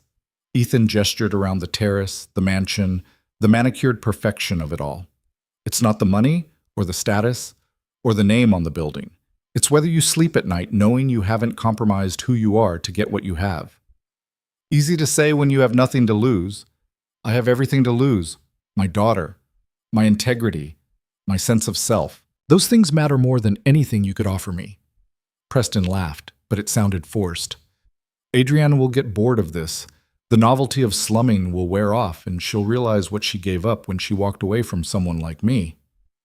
If that happens, it happens. But at least she'll have made the choice herself instead of having it made for her by people who think they know better. You really believe that? That she chose you? Ethan thought about the trembling in Adrienne's hands, the desperation in her voice when she'd first walked into his shop. I believe she chose to try something different. Whether I'm part of that long term isn't up to me. Preston studied him like a puzzle he couldn't solve. You're either very smart or very stupid. I can't figure out which. Maybe both. Adrienne reappeared with Marcus in tow, and the conversation shifted to business matters that Ethan didn't understand and didn't try to. He stood there listening, watching the dynamics play out. Who deferred to whom? Whose opinion carried weight? Where the real power resided? It was fascinating in a clinical way, like watching a nature documentary about predators. You're very quiet, Marcus observed, directing his attention to Ethan. Are we boring you with talk of quarterly projections? Just observing? And what do you observe? That everyone here is playing a role, performing for each other, trying to seem more successful, more confident, more in control than they probably feel. Marcus's smile was tight. Interesting assessment from someone who's been here less than 12 hours. Sometimes outsiders see things more clearly than people on the inside. And what do you see when you look at us? Ethan glanced around the terrace, at the expensive clothes, the practiced smiles, the careful positioning. People who've forgotten how to be real with each other, if they ever knew in the first place. Real, Marcus repeated, like it was a foreign word. And you're real, I suppose? I don't have the luxury of being anything else. When you're struggling to keep the lights on, you can't afford to waste energy pretending. How refreshingly noble. Marcus turned to Adrienne. Where did you find this one? He's like a character from a social justice novel. I found him exactly where I needed to, Adrienne said quietly. In a place where honesty wasn't considered a character flaw. The rebuke was subtle but clear. Marcus's expression flickered with something. Annoyance, maybe, or grudging respect. Well, he's certainly entertaining, Marcus said. We'll see how long the novelty lasts. When Marcus walked away, Adrienne let out a breath. I'm sorry, they're being worse than usual. They're scared. Of what? Of you choosing something they can't control. Someone they can't manipulate or buy off, or integrate into their system. It threatens the whole structure they've built. Adrienne looked at him with wonder. How are you so calm about all this? Years of practice dealing with difficult situations. The Navy teaches you to stay steady when everything's going wrong. This must seem insane to you. It is insane, but I've seen worse. They stayed on the terrace until the gathering began breaking up, guests drifting off to their cottages or to the library for after-dinner brandy. Julia brought Sophie back as promised, and Ethan walked his daughter back to their cottage under a sky full of stars. Did you have fun with Emma? He asked. So much fun. She's teaching me about horses tomorrow. Can we get a horse, Dad? Where would we keep it? Our apartment doesn't even have a balcony. We could move somewhere with more space. Sweetheart, horses are expensive, and we're doing okay where we are. Sophie was quiet for a moment. I know we don't have a lot of money. I'm not dumb. Ethan stopped walking and knelt down to her level. You're the smartest person I know, and I'm sorry we can't have everything you want. I don't want everything, Just sometimes I wish we could have some things, like space for a horse, or a house instead of an apartment, or new clothes instead of used ones. The words cut deeper than any of Preston's barbs. I'm doing my best, Soph. I know you are, and you're the best dad ever. I just wish your best didn't have to be so hard. He pulled her into a hug, breathing in her strawberry shampoo smell. Me too, kiddo. Me too. They finished the walk in silence, and Ethan got Sophie ready for bed in her fancy room with its too-big bed and expensive linens. She fell asleep almost immediately, exhausted from swimming and playing and navigating a world so different from their own. Ethan stood in the doorway watching her sleep, thinking about horses and houses and all the things he couldn't give her. The $10,000 in his account would help, but it wouldn't change their fundamental reality. They were still who they were, a struggling mechanic and his daughter playing pretend in someone else's world. His phone buzzed with the text from Adrienne. You awake? Yeah, Sophie just fell asleep. Come to the main house? Garden entrance. I need to show you something. Ethan checked on Sophie one more time, made sure his phone was on loud in case she woke up, and walked back to the main house. The garden entrance was lit by subtle path lights, and Adrienne was waiting there in jeans and a sweater, looking more like herself than she had all day. Hey, she said softly. Hey, what did you want to show me? She led him through the gardens to a small greenhouse tucked away from the main paths. Inside it was warm and humid, filled with plants Ethan didn't recognize and the earthy smell of growing things. This is my space, Adrienne said. The one place on the estate that's just mine. My mother doesn't come here. My father doesn't understand it. It's where I go when I need to remember who I am. The greenhouse was beautiful in its controlled chaos, plants climbing trellises, flowers blooming in riot of colors, a small workbench covered in pots and tools. You garden. I grow things. There's a difference. She ran her fingers over a flowering vine. Gardening is curated. Growing is just creating conditions for life and seeing what happens. I like that. I thought you might. She turned to face him. Thank you. For tonight. For not backing down when they attacked you. For defending me when you could have stayed silent and avoided all of it. I wasn't going to let them talk to you like that. Most people would have. Most people do. She moved closer. Can I tell you something? Anything. When Preston proposed, he did it at a family dinner just like tonight, in front of everyone. And when I hesitated, my mother actually told me that hesitation was inappropriate, that I should be grateful for the offer. That's when you knew you had to end it. No, I ended it 3 months later, after he'd planned our entire wedding without asking my opinion once. But that dinner was when I knew I was living someone else's life. Ethan understood the weight of that realization, the vertigo of looking around and not recognizing yourself in your own choices. Is this real? Adrienne asked suddenly. You and me right now, is any of this real? The question hung between them, dangerous and honest. Ethan thought about the performance they were supposed to be maintaining, the clear boundaries of their arrangement. And then he thought about how her hand felt in his, how it had felt to defend her at dinner, the way she looked at him like he was someone worth knowing. I don't know, he said honestly. Some of it feels real. The rest feels like we're both trying to figure out what real even means. That's the most honest thing anyone said to me in years. They stood there in the greenhouse surrounded by growing things, the space between them charged with possibility and confusion and something neither of them wanted to name. I should get back, Ethan said finally, in case Sophie wakes up. Of course. Adrienne walked him to the greenhouse door. Tomorrow's easier. Brunch is casual. Then there's the tennis tournament, which you can absolutely skip. Dinner tomorrow night is the anniversary celebration, and that's formal again, but less confrontational, usually. Usually? With my family, nothing's guaranteed. Noted. She touched his arm as he turned to leave. Ethan, what you said at dinner about me, did you mean it? Every word. Even though you barely know me, I know enough. He walked back to the cottage through gardens that seemed softer in the darkness, past the pond that reflected stars like scattered diamonds, and let himself into the quiet space where Sophie slept peacefully. He checked on her one more time, then stood at the window looking out at the estate grounds, trying to make sense of everything that had happened. Somewhere in this massive house and its manicured grounds, Adrienne was probably doing the same thing. Two people from completely different worlds, trying to figure out if the space between them could ever be crossed, or if they were destined to remain on opposite sides of a divide neither of them had created but both were learning to navigate. Morning arrived with birdsong and sunlight streaming through windows that Ethan had forgotten to cover. Sophie was already awake, standing at the window in her pajamas watching horses graze in a distant pasture.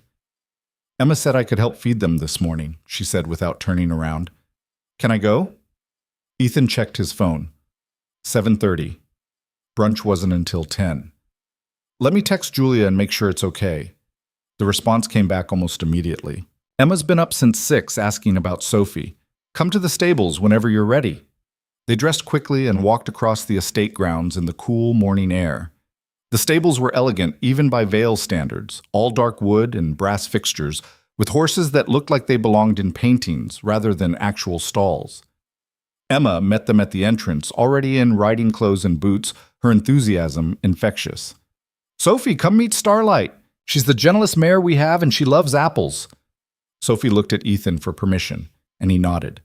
She ran off with Emma, leaving him with Julia, who was measuring out feed into buckets with the practiced ease of someone who'd done this countless times. Coffee? She offered, gesturing to a thermos on a nearby bench. Please.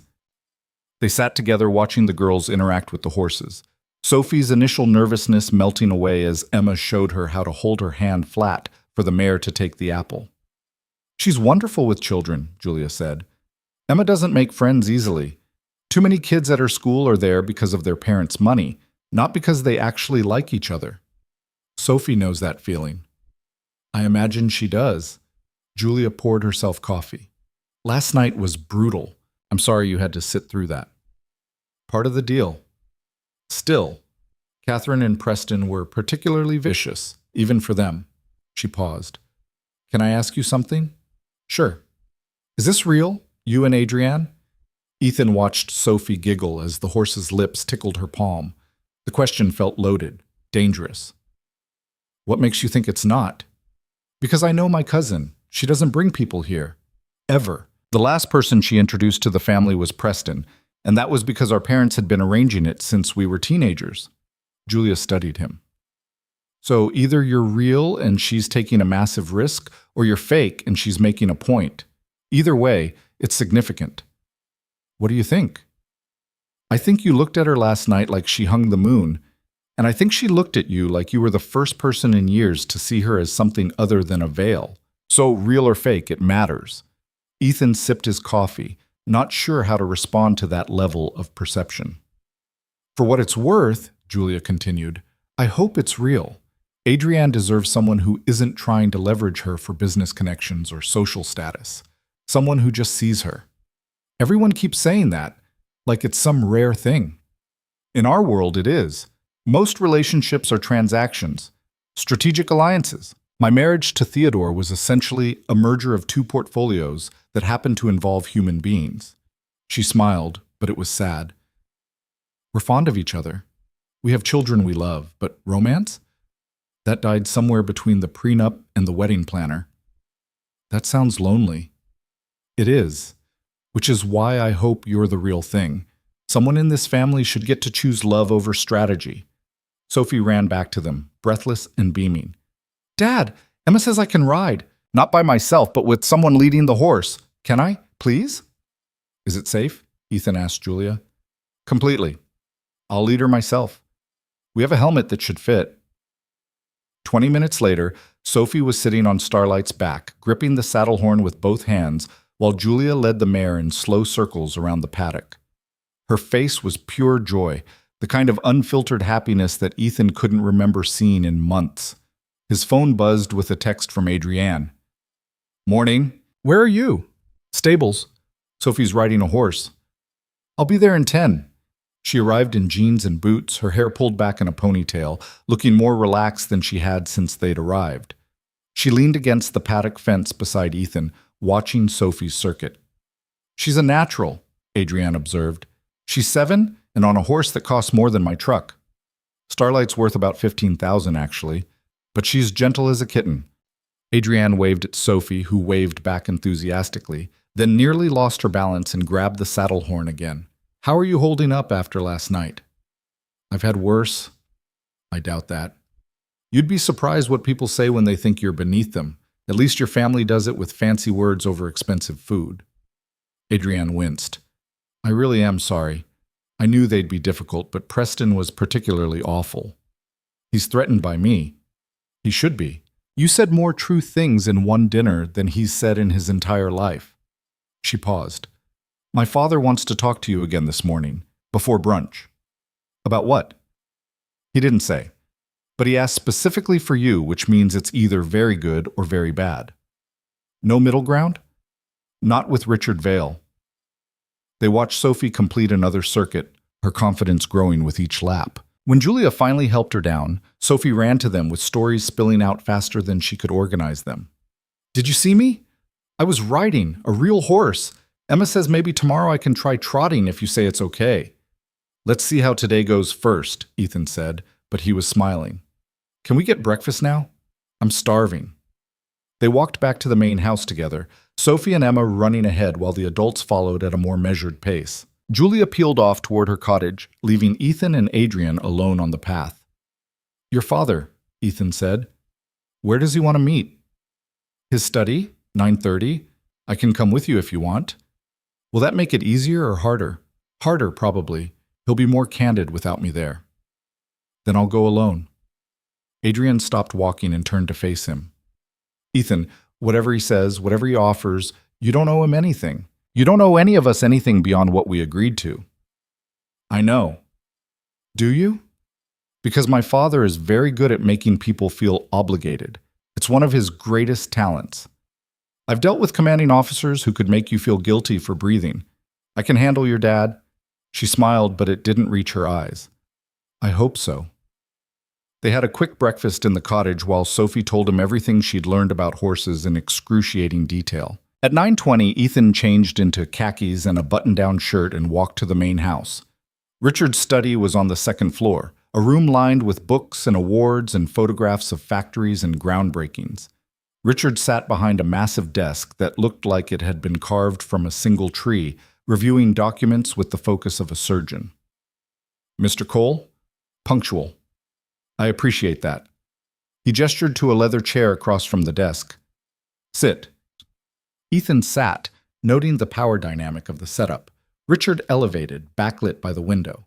The supplicant in the lower chair forced to look up. I'll be direct, Richard said, setting aside his papers. You've created a problem for me. How's that? My wife is furious. My son is confused. My daughter's ex-fiancé is making calls to board members suggesting Adrienne's judgment is compromised. And my daughter herself is behaving like someone who's forgotten everything I taught her about strategic thinking. And you're blaming me for that? I'm saying your presence has been disruptive. The question is whether that disruption is beneficial or destructive.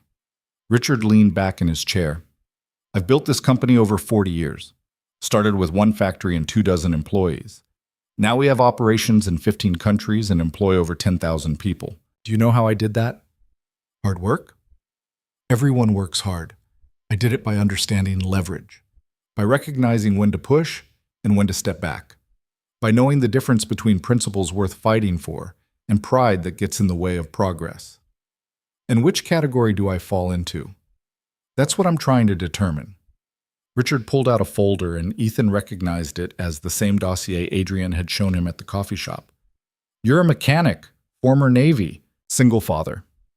Running a business that's barely solvent. 3 months behind on rent, 2 months behind on utilities, carrying medical debt from your daughter's asthma treatments. You've done your homework. I always do. I also know you're good at what you do. Customer satisfaction ratings are excellent. You've never been sued, never had a complaint filed with the Better Business Bureau. People trust you, which in your industry is worth more than advertising. Where are you going with this?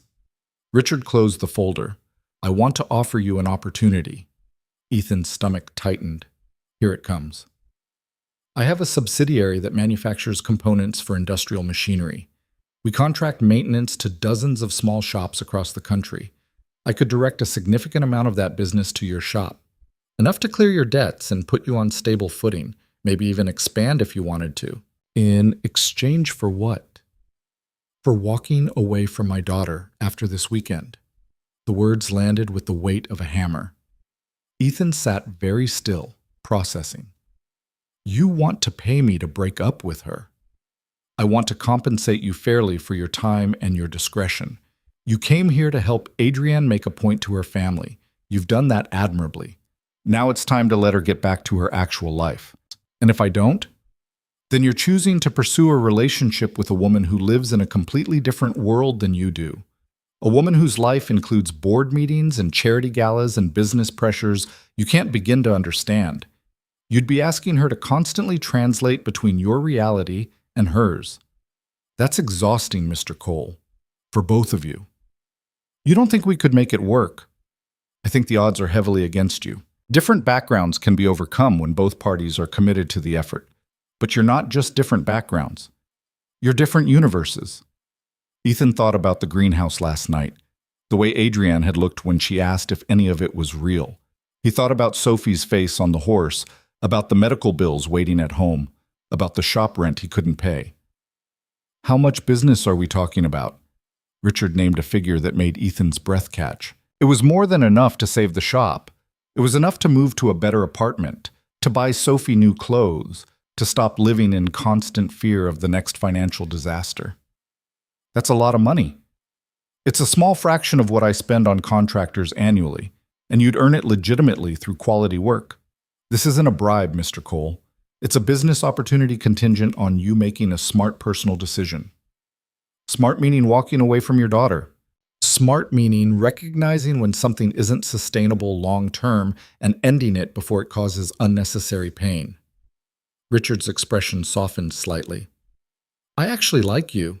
You've got integrity, spine. You're good with your daughter. Under different circumstances, I'd be pleased to see Adrienne with someone like you. But circumstances matter, and these circumstances are set up to fail. Does Adrienne know you're making this offer? Of course not. And if you're smart, you won't tell her. You'll simply explain that the weekend gave you perspective, that you realize the gap between your worlds is too wide and you'll part as friends. She'll be hurt briefly, but she'll recover, and you'll have the resources to build a better life for your daughter. Ethan stood and walked to the window. Below, he could see Sophie and Emma playing in the garden, their laughter carrying up through the glass. His daughter, happy and carefree in a way she rarely got to be at home. Can I ask you something? He said without turning around. Of course. What are you so afraid of? Silence. Then Richard's voice, cooler now. I'm not afraid of anything. Yes, you are. You're afraid Adrienne might actually choose me, that she might walk away from all this because she'd rather have something real than something strategic. And if she does that, it undermines everything you've built your life on. The idea that success requires sacrifice, that relationships are transactions, that love is less important than legacy. You're overstepping. Maybe, but you asked me here for honesty, so here it is. You don't want me gone because I'm wrong for Adrienne. You want me gone because I might be right for her, and that terrifies you. Ethan turned back to face Richard, whose expression had gone carefully neutral. I'm going to decline your offer, Ethan said. Not because I don't need the money. I desperately need the money. But because accepting it would prove you right about me, and I'm not interested in doing that. You're making a mistake. Probably. I make a lot of them. But at least they're my mistakes, made for my reasons, not because someone bought my compliance. She'll break your heart, you know, not maliciously, but inevitably. The pressure of her world will wear you both down until what you have becomes a burden instead of a joy. That might be true, but I'd rather find out firsthand than take your word for it. Richard studied him for a long moment. You really love her, don't you? The question caught Ethan off guard. Love. They'd known each other less than a week. This was supposed to be performance, transaction, temporary. I don't know what I feel, he admitted, but I know I'm not ready to walk away just because it's complicated. Complicated doesn't begin to describe what you're signing up for. Then I guess I'll learn as I go. Richard stood and extended his hand. You're a fool, Mr. Cole, but you're an honorable fool. I respect that, even if I think you're making the wrong choice. Ethan shook his hand. I've been wrong before. At least this time it'll be interesting. He left the study with his heart pounding and his hands slightly shaking. Turning down that much money felt insane, reckless, possibly the stupidest decision he'd ever made. But accepting it would have meant admitting that everything had a price, including his integrity. Adrienne found him on the terrace before brunch, her expression anxious. "How did it go?" "Your father offered me a business contract worth about 6 times my annual revenue if I agreed to end things with you after this weekend." Her face went pale. "He what?" "Suggested that our worlds are too different, that we're doomed to fail, and that I should take the smart exit now before we both get hurt." "Ethan, I'm so sorry. I had no idea he would. I turned him down." She stopped mid-apology. "You turned him down?" "Told him I'd rather find out for myself whether we can make it work than take his money to walk away." "But you need that money, for the shop, for Sophie." "I need it. I don't need it badly enough to prove your father right about me." Adrienne stared at him, her eyes bright with tears she was clearly fighting to contain. "You're either the most stubborn man I've ever met, or the most decent. I can't decide which." "Can't I be both?" She laughed, watery but genuine, and then she kissed him. It was brief, spontaneous, probably visible to half the estate, but it was real in a way nothing else had been so far. When she pulled back, she looked as surprised as he felt. "Sorry," she said. "That wasn't part of the arrangement." "I'm not complaining. My father's going to be furious." "Your father offered me money to dump you. I think we're past worrying about his feelings." She laughed again, and this time it was lighter, freer. "Brunch is in 20 minutes. Think you can handle more family interrogation?" "After turning down your father's bribe? I can handle anything." Brunch was indeed more casual than dinner, served buffet style on the terrace, with people coming and going as they pleased. Catherine was conspicuously absent, but most everyone else appeared in varying states of weekend relaxation. Preston cornered Ethan near the coffee station, his expression calculating. Richard looked displeased when he came down from his study. "You two have words?" "Just a conversation about business opportunities." "What kind of opportunities?" "The kind that come with strings attached." Preston's eyes narrowed. "He offered you money to leave." It wasn't a question. Ethan didn't confirm or deny, just sipped his coffee and waited. "And you turned him down," Preston continued, "which means you're either genuinely infatuated with Adrienne or you're holding out for a better offer. Or I just don't like being bought. Everyone has a price. That says more about you than it does about me." Preston leaned in, his voice dropping. "You think you're noble walking away from financial security? You're just prolonging the inevitable. Adrienne will tire of explaining your world to hers and vice versa. The novelty will fade. The reality of your circumstances will become a weight she resents carrying." "Maybe, but at least we'll have tried." "Tried?" Preston scoffed. "How romantic! How utterly pointless." Marcus joined them, his timing too perfect to be coincidental. "Gentlemen, such serious faces for Sunday brunch." "Just discussing the nature of relationships," Preston said smoothly. "Ah, one of humanity's eternal mysteries." Marcus turned to Ethan. "I heard you had a meeting with my father this morning. He rarely summons people to his study on weekends." "We talked business. And I declined his proposal." "Interesting." Marcus sipped his mimosa. "Father doesn't make many proposals, and he makes even fewer that get declined. You've either impressed him greatly or annoyed him tremendously. Possibly both." "I'll take either one." "You're confident for someone in precarious circumstances." "Confidence and circumstances aren't the same thing." "No," Marcus agreed. "But circumstances have a way of eroding confidence over time. We'll see how long yours lasts." Adrienne rescued him from the conversation, guiding him to where Sophie was sitting with the other children at a table laden with pastries. "They're circling like sharks," she murmured. "Let them circle. I'm not going anywhere." The rest of brunch passed in relative peace.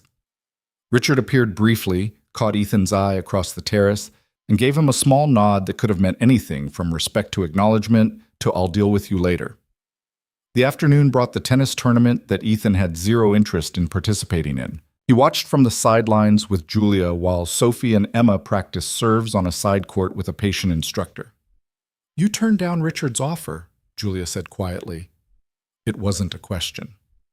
News travels fast. Theodore heard it from Marcus, who heard it from their father, who apparently is both impressed and furious. Sounds about right. Julia watched the tennis matches for a moment.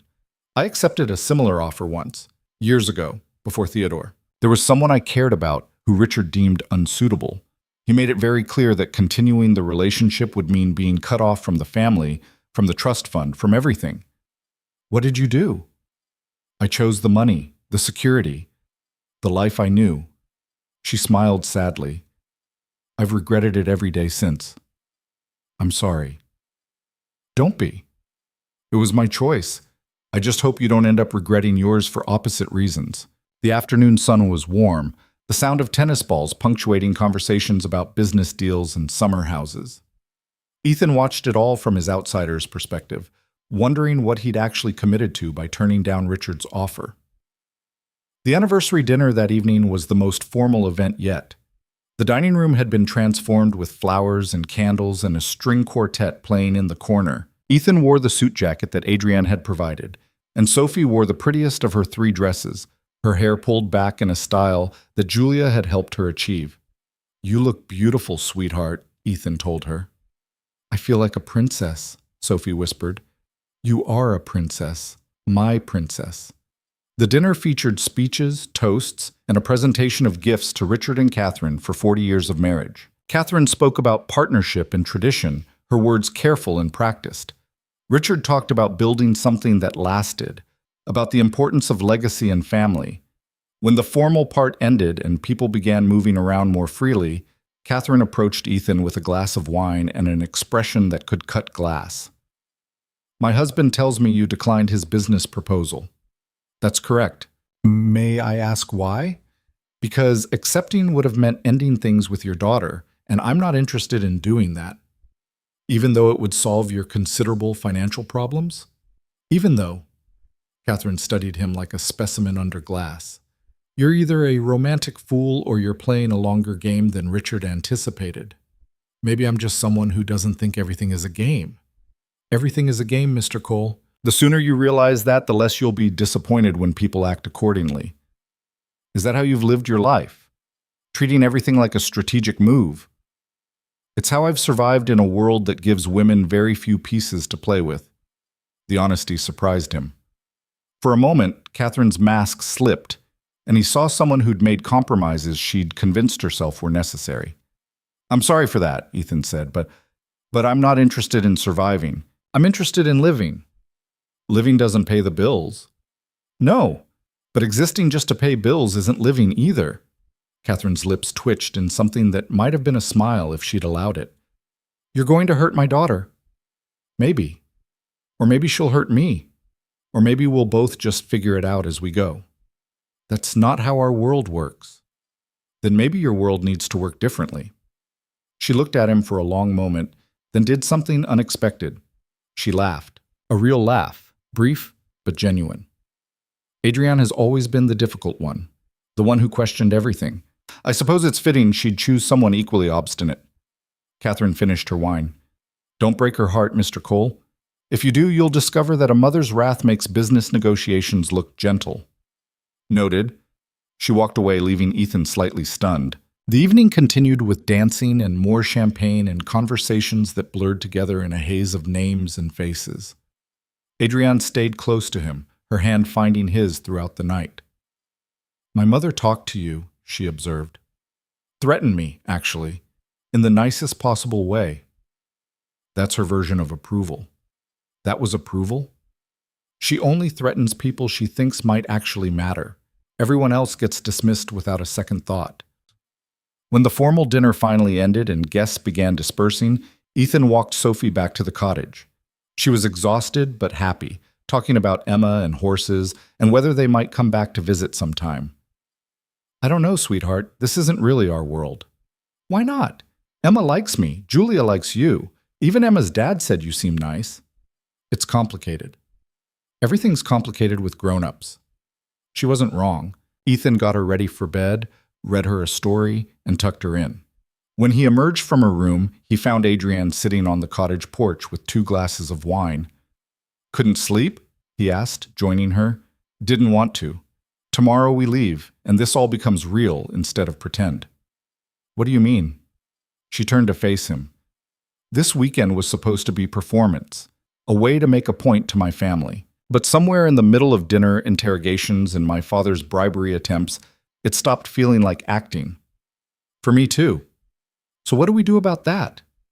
Ethan thought about everything he'd learned this weekend, the gap between their worlds, the complications that came with dating someone whose life operated on a completely different scale than his, the way her family would always be watching, judging, waiting for him to fail.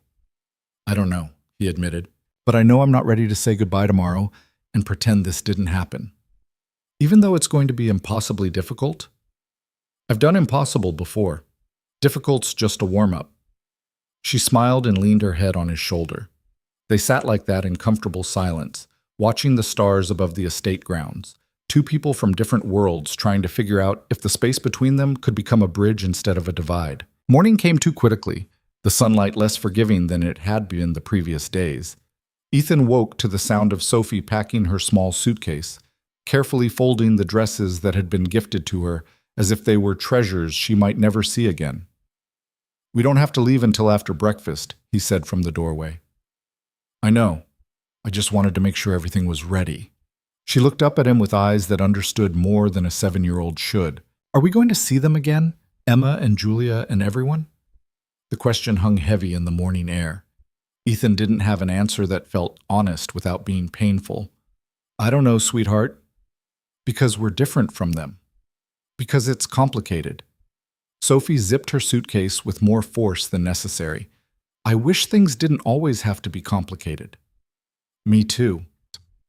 They walked to the main house for the farewell breakfast, a more subdued affair than the previous meals. Several families had already departed, and the remaining guests had the worn-out look of people who'd spent a weekend performing and were ready to drop the act. Adrienne met them at the entrance, and Ethan could see the tension in her shoulders, the careful neutrality of her expression. This was the moment they'd been building toward all weekend, the return to reality, whatever that meant for them now. My parents want to say goodbye, she said quietly. In the library. Both of you.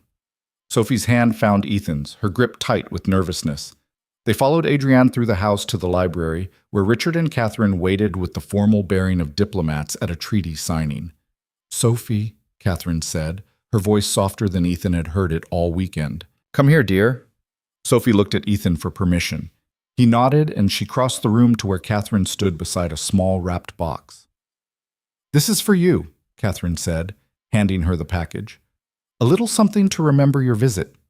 Sophie unwrapped it carefully to reveal a leather-bound journal with her initials embossed on the cover and a fountain pen nestled beside it.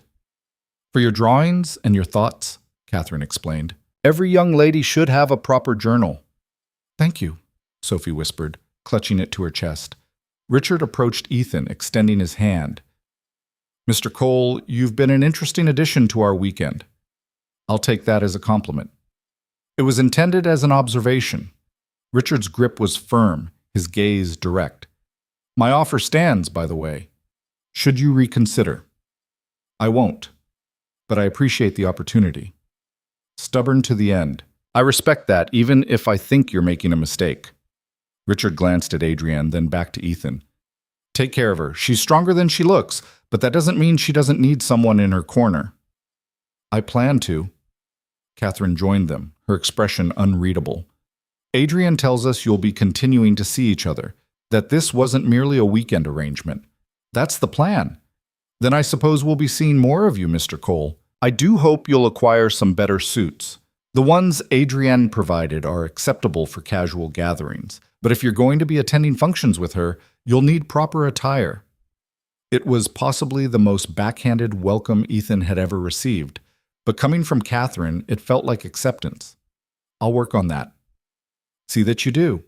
She turned to Sophie, who was still admiring her journal. You're welcome here any time, dear. Emma has already asked when you might visit again.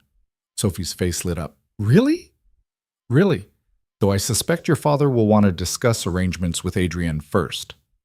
The goodbye stretched another 10 minutes, filled with pleasantries and logistics, and the careful dance of people trying to end things on a positive note despite the undercurrent of tension. When they finally escaped to where Robert was waiting with the car, Ethan felt like he'd been holding his breath for hours. The drive back to the city was quiet. Sophie fell asleep within 20 minutes, exhausted from the weekend's excitement and the early morning. Adrienne sat beside Ethan in the back seat, her hand resting near his on the leather seat, not quite touching, but close enough to feel the warmth. "That was something," she said finally. "Your mother threatened to critique my wardrobe for the rest of my life." That's her version of saying you're family now. She only criticizes people she's planning to keep around. And your father? Is confused and grudgingly impressed.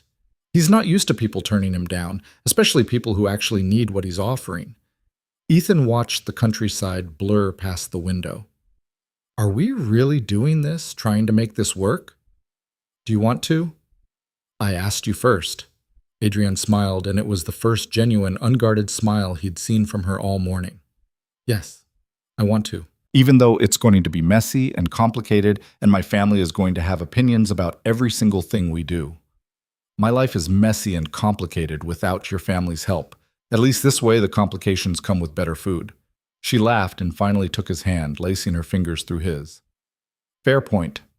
They rode in comfortable silence for a while, both processing the weekend that had somehow transformed from performance into something startlingly real. What happens now? Ethan asked. Logistically, I mean, you live in the city, I live in the city, but our cities might as well be different planets.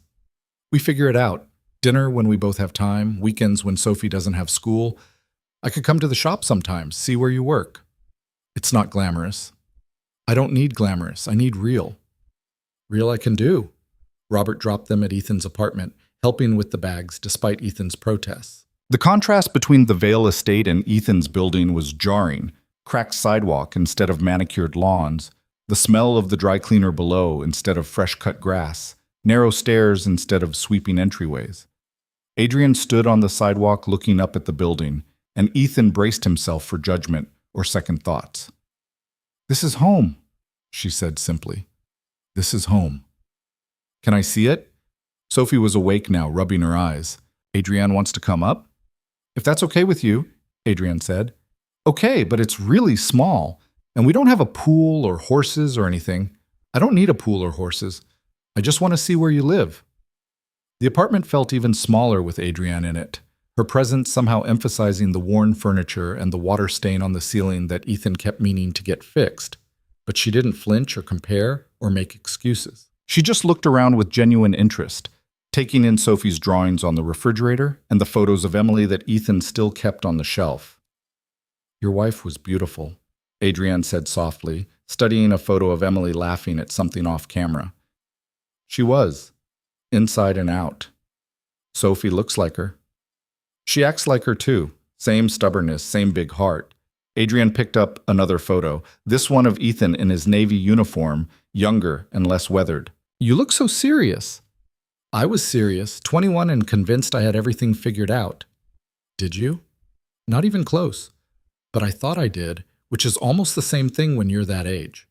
Sophie had disappeared into her room, probably to put away her new journal and the dresses she'd been given. Adrienne and Ethan stood in the small living room, the weight of the weekend settling around them. I should go, Adrienne said, but she didn't move toward the door. Let you get settled back into normal life. What's normal anymore? Good question. She stepped closer to him, and Ethan could smell her perfume, something subtle and expensive that had become familiar over the weekend. Thank you. For this weekend. For standing up to my family. For not taking my father's money. For being exactly who you are without apology. I didn't do anything special. You did everything special.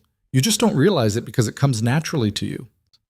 She kissed him then, longer and deeper than the brief kiss on the estate terrace. When they pulled apart, Ethan felt unsteady, like the ground had shifted beneath him. I'll call you tonight, Adrienne said, after I deal with whatever fallout is waiting at my office from ignoring emails all weekend. Sounds good. She left with one more glance back at the apartment, at him, at the life he led that was so different from her own. When the door closed, Sophie emerged from her room. She's really pretty, Dad. She is.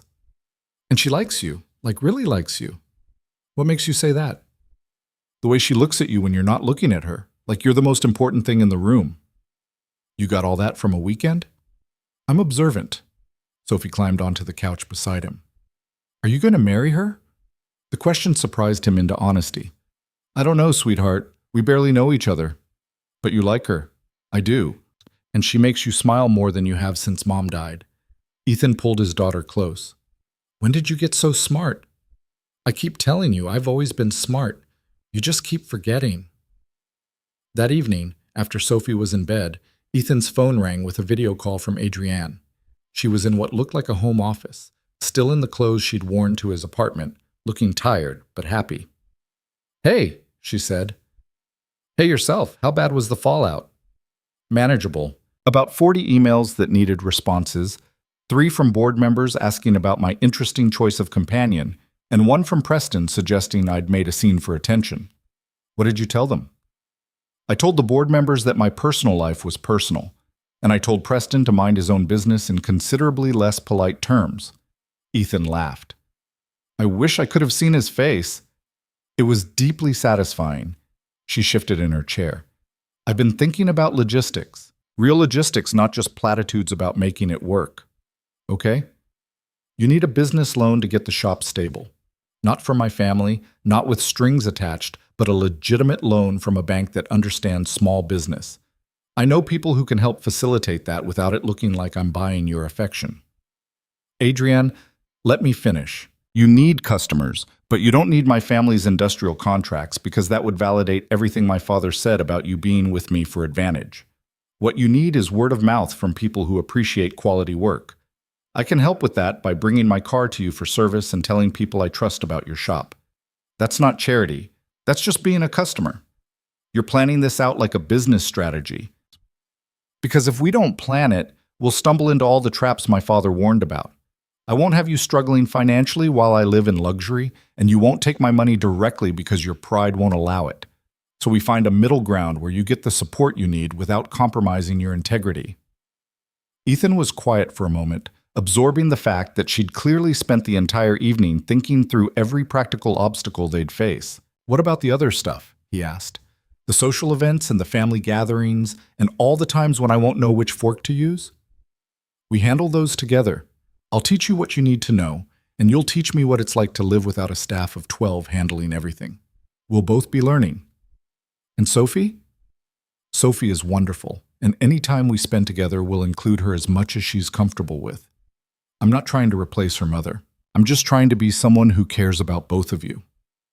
You've thought of everything. I'm good at planning. It's what I do.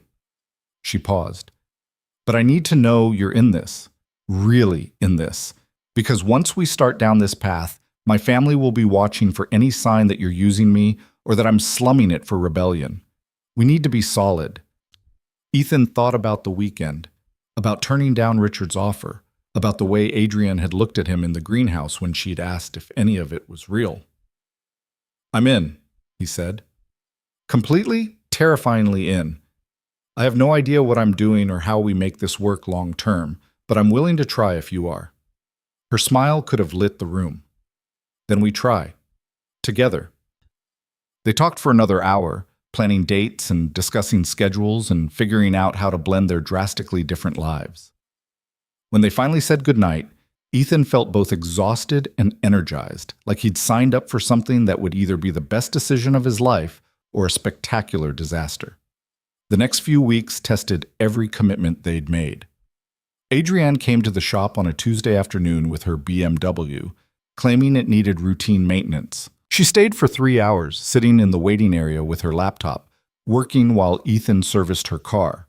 Some of his regular customers did double takes, clearly recognizing her from business news, but she handled their curious glances with the same composure she'd shown at the estate. Your boyfriend knows his way around a BMW, Mrs. Chen said, coming in to pick up her car. Fixed mine better than the dealership ever did. Adrienne looked up from her laptop with a smile. He's excellent at what he does. And who might you be, dear? New around here? Just someone who appreciates quality work. Mrs. Chen's eyes narrowed with the perception of someone who'd survived 83 years by being observant. You're that Vale girl, the one from the manufacturing company. That's me. Huh. Ethan's moving up in the world. Actually, I think I'm the one who's moving up. He's got integrity. Most people in my world forgot decades ago. Mrs. Chen cackled with delight. I like her, Ethan. Keep this one around. Ethan emerged from the bay covered in grease, shaking his head. Mrs. Chen, your car's ready. And stop interrogating my girlfriend. Girlfriend. He said girlfriend, so it's official then. Word spread through the neighborhood faster than Ethan would have thought possible. By the end of the week, he had 3 new customers who'd heard from someone who'd heard from someone that the shop was good enough for a veil to use. It was subtle, organic growth, exactly what Adrienne had predicted. She came to dinner at the apartment on Friday night, bringing groceries and insisting on cooking. Sophie helped her make pasta while Ethan watched from the doorway, amazed at how natural they looked together. You're good with her, he said later, after Sophie had gone to bed. She makes it easy. She's smart and funny, and she doesn't expect me to be perfect. Adrian was washing dishes in his tiny kitchen, looking more relaxed than he'd seen her at any point during the estate weekend. This is nice, just being normal. This is your version of normal now? It could be, if you'll have me. He pulled her away from the sink and kissed her, soap bubbles and all. I'll have you. The first real test came 6 weeks later when Adrienne had to attend a charity gala and asked Ethan to accompany her. It was the kind of event that would be covered in society pages, where he'd be photographed and identified and judged by people who'd already decided he wasn't good enough. You don't have to go, Adrienne said when she saw his hesitation. I can attend alone. It's not a big deal. It is a big deal. If I'm going to be with you, I need to be with you for all of it, not just the easy parts. She'd arranged for a proper tuxedo, and Sophie had made him practice his posture and his handshake until she declared him fancy enough. Margaret had agreed to stay with Sophie overnight, clearly thrilled that Ethan was dating someone who made him smile again. The gala was everything Ethan had feared and more, held at a museum that had been closed to the public for the evening, filled with people in designer clothes drinking champagne that cost more per bottle than his weekly grocery budget. Adrienne stayed close to him, introducing him simply as Ethan Cole, my boyfriend, without elaboration or apology. Preston was there with a date, a blonde woman who looked like she'd stepped out of a fashion magazine. He approached them during cocktail hour with a smile that didn't reach his eyes. Adrienne, still slumming, I see. Still bitter, I see, she countered smoothly. Preston ignored her, focusing on Ethan. How's the auto repair business? Making enough to keep up with Adrienne's lifestyle? I'm not trying to keep up with her lifestyle, she's trying to keep up with mine. Adrienne laughed, the sound genuine and surprised. He's got you there, Preston. This is embarrassing for you, you know, Preston said to Adrienne. Bringing a mechanic to a black tie event. People are talking. Let them talk. I've never been particularly concerned with what other people think. That much is obvious. Preston's date tugged on his arm, clearly uncomfortable. He allowed himself to be pulled away, but not before adding, when this implodes, don't come crying to me. Trust me, Adrienne called after him. You'll be the last person I'd cry to. Ethan let out a breath he hadn't realized he'd been holding. That was fun. He's insufferable. Always has been. I have no idea what I saw in him. Safety, probably, the known quantity. And what are you? The terrifying unknown. She kissed him right there in the middle of the cocktail reception, and he heard the subtle pause in conversations around them, the awareness that they'd just become the evening's entertainment. Let them stare, Adrienne whispered against his lips. I don't care. The evening passed in a blur of introductions and small talk and careful navigation of social landmines. Ethan made mistakes, called someone by the wrong name, used the wrong fork during dinner, didn't recognize a prominent senator. But Adrienne never flinched or apologized for him. She simply corrected course and moved on, treating his missteps as normal rather than catastrophic. During the dancing portion of the evening, she pulled him onto the floor despite his protests that he didn't really know how to dance properly. Just follow my lead, she said, guiding his hands to her waist. I'm going to step on your feet. Then step on my feet. These shoes cost $800. They can handle it. He did step on her feet twice, but she laughed instead of wincing. Around them, other couples danced with practiced precision, but Ethan stopped caring about how they looked. He focused on Adrienne, on the way she smiled up at him, on the fact that she'd chosen him, despite every logical reason not to. "What are you thinking?" she asked. "That 6 weeks ago I was 3 months behind on rent and one asthma attack away from financial ruin. And now I'm dancing with you at a gala that probably cost more to throw than I make in a year. Is that a good thing or a terrifying thing?" "Both, definitely both. For what it's worth, 6 weeks ago I was planning to spend this evening alone, pretending to enjoy small talk while dying inside. So I'd say we're both better off." The evening ended past midnight, and they rode back to her apartment in a car service, both exhausted and a little drunk on champagne and the adrenaline of surviving the event together. "You did great," Adrienne said, her head on his shoulder. "I called Senator Morrison Mr. Morrison and asked what he did for a living. He probably appreciated being treated like a normal person for once. I used the dessert spoon for my soup. Only elitist snobs care about that. Well, Preston told 3 people that I was your charity project. Preston's an ass. No one likes him anyway." Ethan kissed the top of her head. "You're very good at making my mistakes seem smaller than they are." "That's because they are small.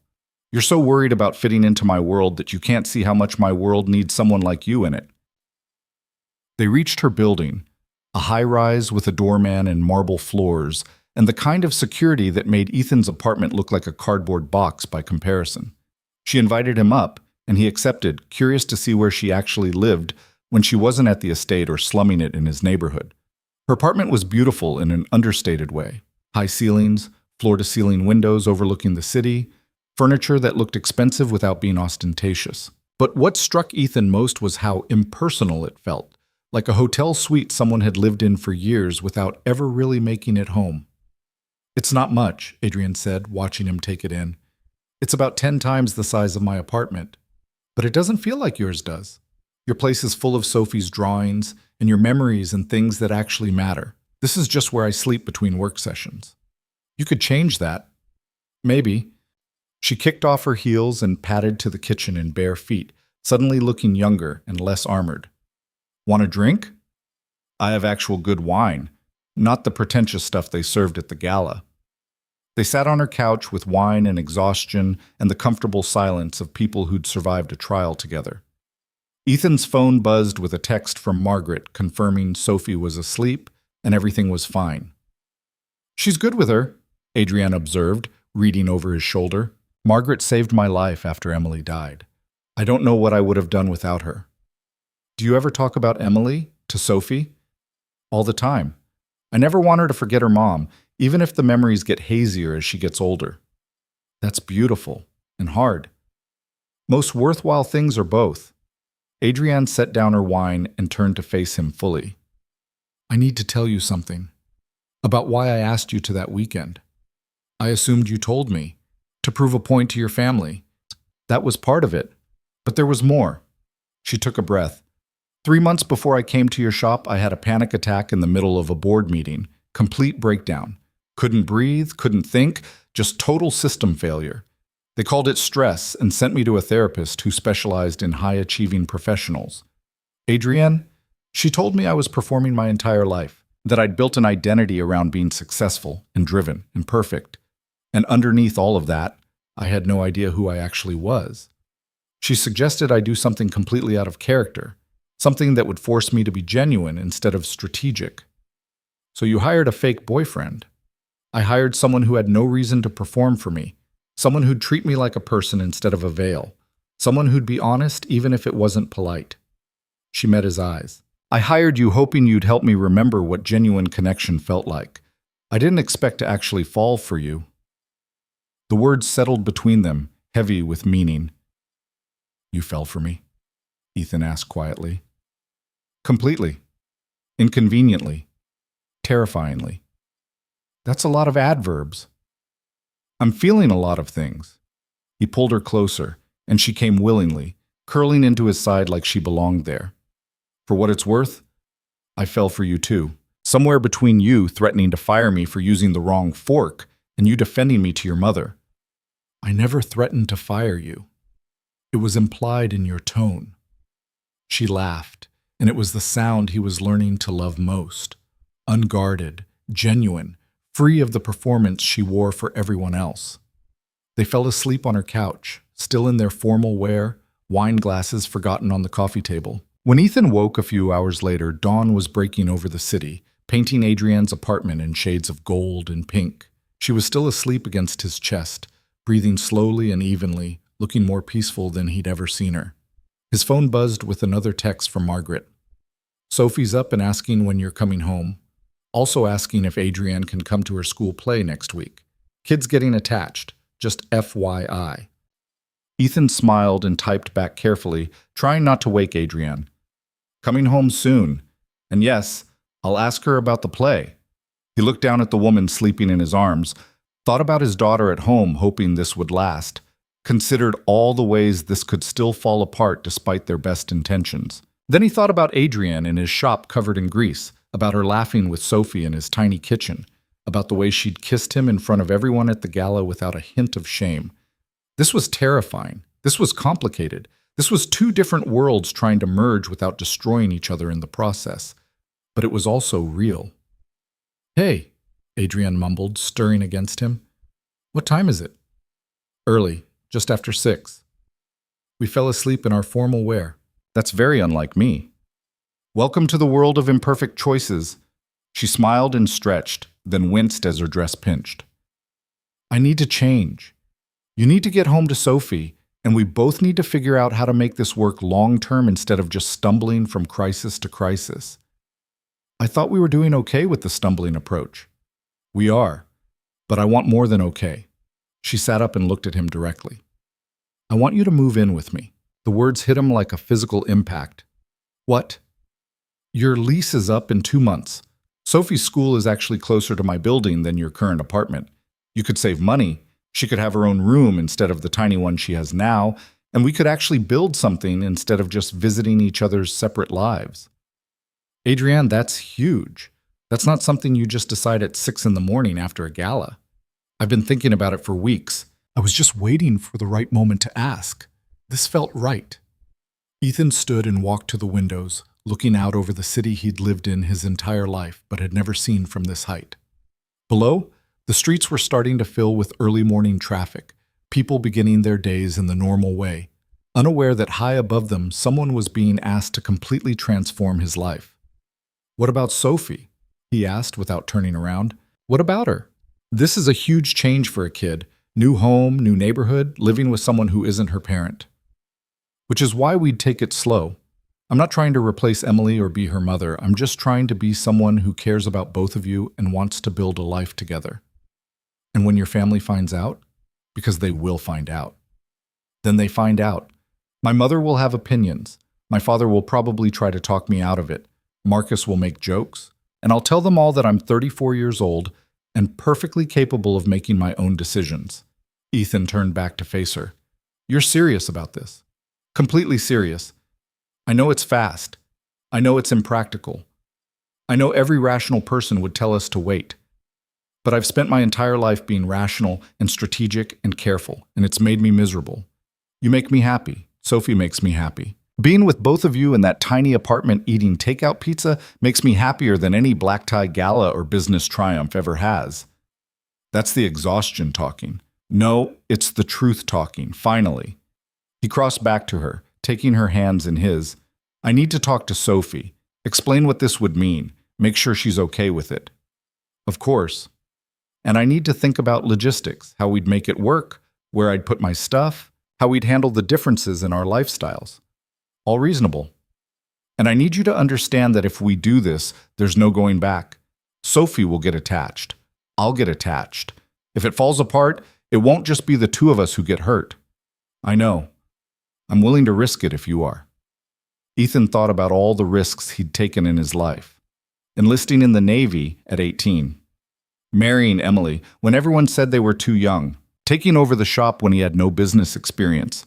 Raising Sophie alone when he had no idea what he was doing. Every major decision in his life had looked reckless from the outside, and most of them had turned out better than he could have hoped. Okay, he heard himself say, let's do it, but slow. We tell Sophie it's a trial period. We keep her school and routines as stable as possible. And if at any point it's not working, we reevaluate. Adrienne's smile was incandescent. Really? Really? You're either the best decision I've ever made or the most spectacular mistake.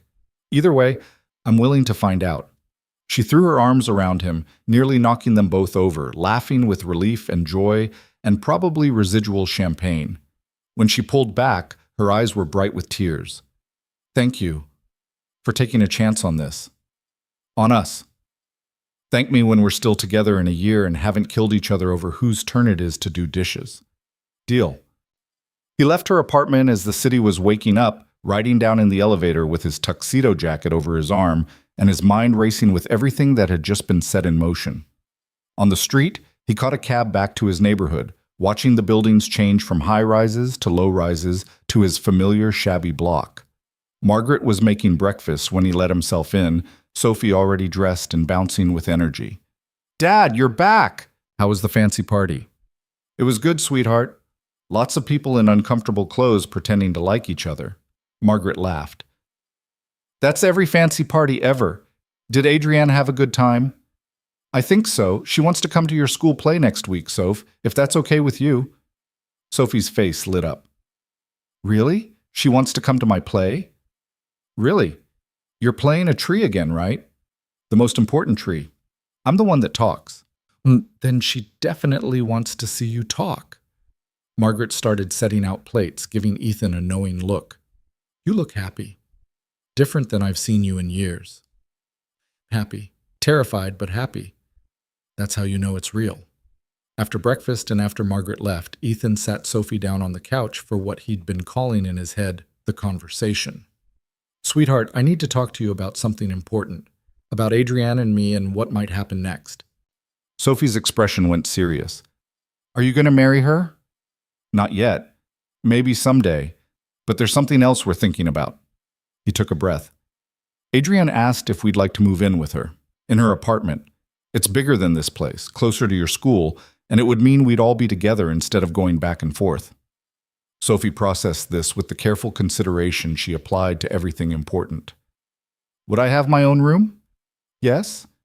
"Would we still see Grandma Margaret?" "Of course. Probably more, actually, since we'd have more space." "Would Mom be okay with it?" The question hit him in the chest. "What do you think?" Sophie looked at the photo of Emily on the shelf, the one where she was laughing at something Ethan had said. "I think she'd want you to be happy. And Adrienne makes you happy." "She does. But this is about you too, your happiness, your comfort. If you're not okay with this, we don't do it. Can I think about it?" "Take all the time you need." She thought for exactly 30 seconds. "Okay, I thought about it. I want to try it. But if I don't like it, can we move back here?" "Absolutely. This is just an experiment. We can always change our minds." "Then yes, let's do the experiment." Ethan pulled his daughter into a hug, overwhelmed by her resilience and her willingness to embrace change. "When did you get so brave?" "I learned it from you." The next month was a whirlwind of packing and planning and slowly integrating their lives. Adrienne helped them move on a Sunday, showing up in jeans and a t-shirt, ready to haul boxes. Sophie's room in the new apartment was twice the size of her old one, with windows that overlooked the city and space for all her drawings and books and the growing collection of gifts from Emma. Margaret came for dinner the first night in the new place, her eyes getting misty at the sight of Sophie, so happy in her new room.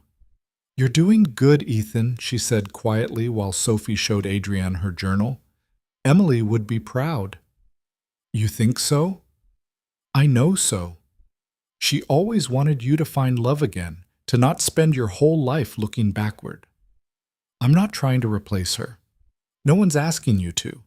But you're allowed to build something new, something good. She'd want that for you." The first few weeks were an adjustment, learning to share space, to navigate each other's routines, to blend Sophie's needs with Adrienne's work schedule and Ethan's shop hours. There were moments of friction, arguments about whose turn it was to cook, disagreements about how much help Ethan should accept from Adrienne's connections, tension when work obligations pulled Adrienne away during important moments. But there were more moments of harmony. Sophie doing homework at the kitchen table while Adrienne and Ethan cooked dinner together. Weekend mornings when they'd all pile into Adrienne's car and drive to the estate so Sophie could ride horses with Emma. Quiet evenings when Sophie was asleep and they'd sit on the couch talking about their days, about their fears, about their hopes for what they were building. 3 months after moving in, Ethan's shop turned profitable for the first time in 2 years. The business loan Adrienne had helped him secure was being paid down ahead of schedule. He'd hired an assistant, a young guy fresh out of technical school who reminded Ethan of himself at that age. 6 months in, Sophie stopped asking when they might move back to the old apartment. The new place had become home. 8 months in, Ethan met Adrienne's entire board of directors at a company event and managed not to embarrass himself. Richard pulled him aside afterward and said simply, "You're good for her. Don't screw it up." It was as close to approval as Ethan figured he'd ever get. A year after that weekend at the estate, they all returned for the spring gathering. This time, Ethan and Sophie weren't pretending to belong. They actually did, in their own complicated way. Catherine cornered Ethan on the terrace, her expression unreadable. "I want to apologize." "For what?" "For judging you based on your bank account rather than your character. For assuming you were using my daughter rather than genuinely caring for her. For treating you as an outsider when you've proven yourself to be exactly what she needed. That might be the nicest thing you've ever said to me. Don't get used to it. I still think your table manners need work." "I'm working on it." She smiled, and it was genuine. "I know you are, and so is Adrienne. You're both learning each other's worlds. That's more than most couples in our circle can claim." That evening, Ethan stood in the same spot where he'd first met Richard a year ago, looking out over the pond as the sun set. Adrienne found him there, slipping her hand into his. "What are you thinking about?" "About a year ago, when I drove up to this place convinced I was walking into a nightmare. And now? Now it just feels like visiting family. Complicated, judgmental, occasionally infuriating family, but family nonetheless." She laughed and leaned her head on his shoulder. "We've come a long way." "We have. Still have a long way to go, though. That's the thing about building something real. It's never finished. You just keep working at it." "I can work with that." They stood together as the sky darkened and stars began appearing, two people from different worlds who'd somehow managed to build a bridge between them. It wasn't perfect. It required constant effort and compromise and the willingness to be uncomfortable sometimes. But it was real, and honest, and worth every difficult moment. Sophie's voice called from the house, telling them dinner was ready, that Emma was asking for them. They walked back together, hand in hand, ready to face whatever came next as partners, as family, as people who'd chosen each other despite every logical reason not to. The weekend that was supposed to end their arrangement had instead begun everything else, and neither of them would have changed a single moment of it.